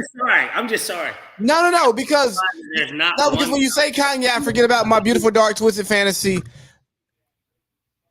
But I listen to fuck. No Kanye, bro. That's tough to do. That's hard. To leave Kanye out of a top 5 conversation to me is one of the hard. You got Jay in there, like. But I'm not mad at you saying that the Black Album is better than the Blueprint. I'm not even mad at that. I listen to my Beautiful Dark Twisted Fantasy more than I listen to Bro, I don't like top 5's hard for me. Give me top 7. Okay, go ahead. Because my beautiful dark twisted fantasies right there. Honestly, I like Life of You Pablo got more. because you said more about nothing, or what was it for Wale? Yeah, I like Life of Pablo more than most people. I like the Life of Pablo. And I listen to College Dropout a lot. And I like Blueprint. Blueprint 2. Blueprint 2 is good too. Yeah, like I thought all the blueprints were great. Yeah, so even the Blueprint 3 is really good. Watch the Throne. I mean, bro, there's so many. Yeah, it's just a lot of stuff on here that's not me. And no surprise on your end, you don't have Drake at all. No. Okay, that's fair. Drake's not in my top 5. If I gave you a subjective top 5, My Beautiful Dark, of course. Okay. I've got 2 Kanyes. Azalea Banks made the top 80. Okay. All right. I don't care. She's 78 and Watch the Throne is 77. That don't sit right with me. Yeah, all right. Well, there's nothing to take away from that, Lee, except the fact that this is a bad list. But Meg the Stallion Fever is number 75. Okay. Yeah, there's more discreditation on this list, and so let me top 5. Go ahead. No, I was just gonna say My Beautiful Dark, the Blueprint. Okay. And I want to do rap albums because, like, I feel like if I throw this one in, and I have no idea if it's on the list, but subjectively, I think Man on the Moon is one of the best albums. Like, I love Kid Cudi. I think his first album is like, it's like that. Like, that is one of those albums too, in my opinion. I have not seen it, and I am on 55. Oh, Migos Culture is number 54. Oh my goodness. Finally Rich is like 31st on that list. And that is like a very good album. That and DS2 fall in the same category for me. They're like great. They, to me, were great albums for those artists. Like DS2 is so great for Future at 20. I think it might be a little high on the all-time list. Not because of, this is what hip-hop says. Because I'm pretty sure that DS2 is above Illmatic, and a lot of people believe Illmatic's the best. Some people think that's the best rap album. Well, they're wrong. I'm just saying that's what people believe, and some people believe that Donald Trump won the election in 2022. That's true too, or 2020. I was saying 2020, 2 as well. Also, two. That's true. Yes. And, those people, they can believe that if they want. But these lists are crazy. Honestly, I wish we had the time to make like bad lists and see if it gets traction, because I don't think it's possible to make a good list, if we're being honest. Not out of 200, you can't. Chief Keef Finally Rich is 32. Because and that's why I said subjective and objective, but like subjectively, they're always subjective. Right. Because there is no answer. Except for Allen Iverson. If Toronto lose Gardner in the NBA Finals, yeah. Hey, man, it's 10 o'clock. I think I'm either going to go to bed or go to karaoke night. I'm not sure yet. Whew. That sounds like a tough decision. It is in Purdue Hall, a Navy Thrive Day. Absolutely. Where's my man Jack at? I need that. Exactly. Hey, dog, it's good. I'll see you in 2 weeks. I was gonna say, that was one of the questions I was gonna ask you. When were you gonna be here? Oh, I don't know when I'll be back to see you physically in person. It's probably gonna be a minute. It honestly, it may be kickoff. That's a long time from now. I know, but we're building a life down here, so like we're doing stuff around here, making friends. You don't want to come up and see Mom in Atlanta? Look, it's and not. I was just telling Justice, I said that I'm going to come down. I will come down, even if it's for a day. Bro, come on, man. We You got got an an extra room, correct? Yeah, I got a 3-bedroom. I will come down. I'm telling you, I am gonna come down. But Bring Justice with you. yeah, he'll come. But like the thing is, we gotta have a mission, Walter. and when I say mission, I'm not talking about ass. It's not that. I want to just have, and honestly, we can get drunk at your house. I can find I you. just want you to show me around, and I just, I want to just act an ass, and you could TikTok me doing the fucking sharecropper shit. No, I can find you. I can find you a and we got the hot quintessential. dog or the grilled cheese stand. I mean, Yeah, we can go there. It's right by the house. I can get you a no shit Albany night any weekend of the year because I know the places to go where you're gonna catch the shuffle. well, I'm gonna hold you to that. Then is what All I'm right, gonna do. All right, Lee. Take care, brother. Cheers. Cheers.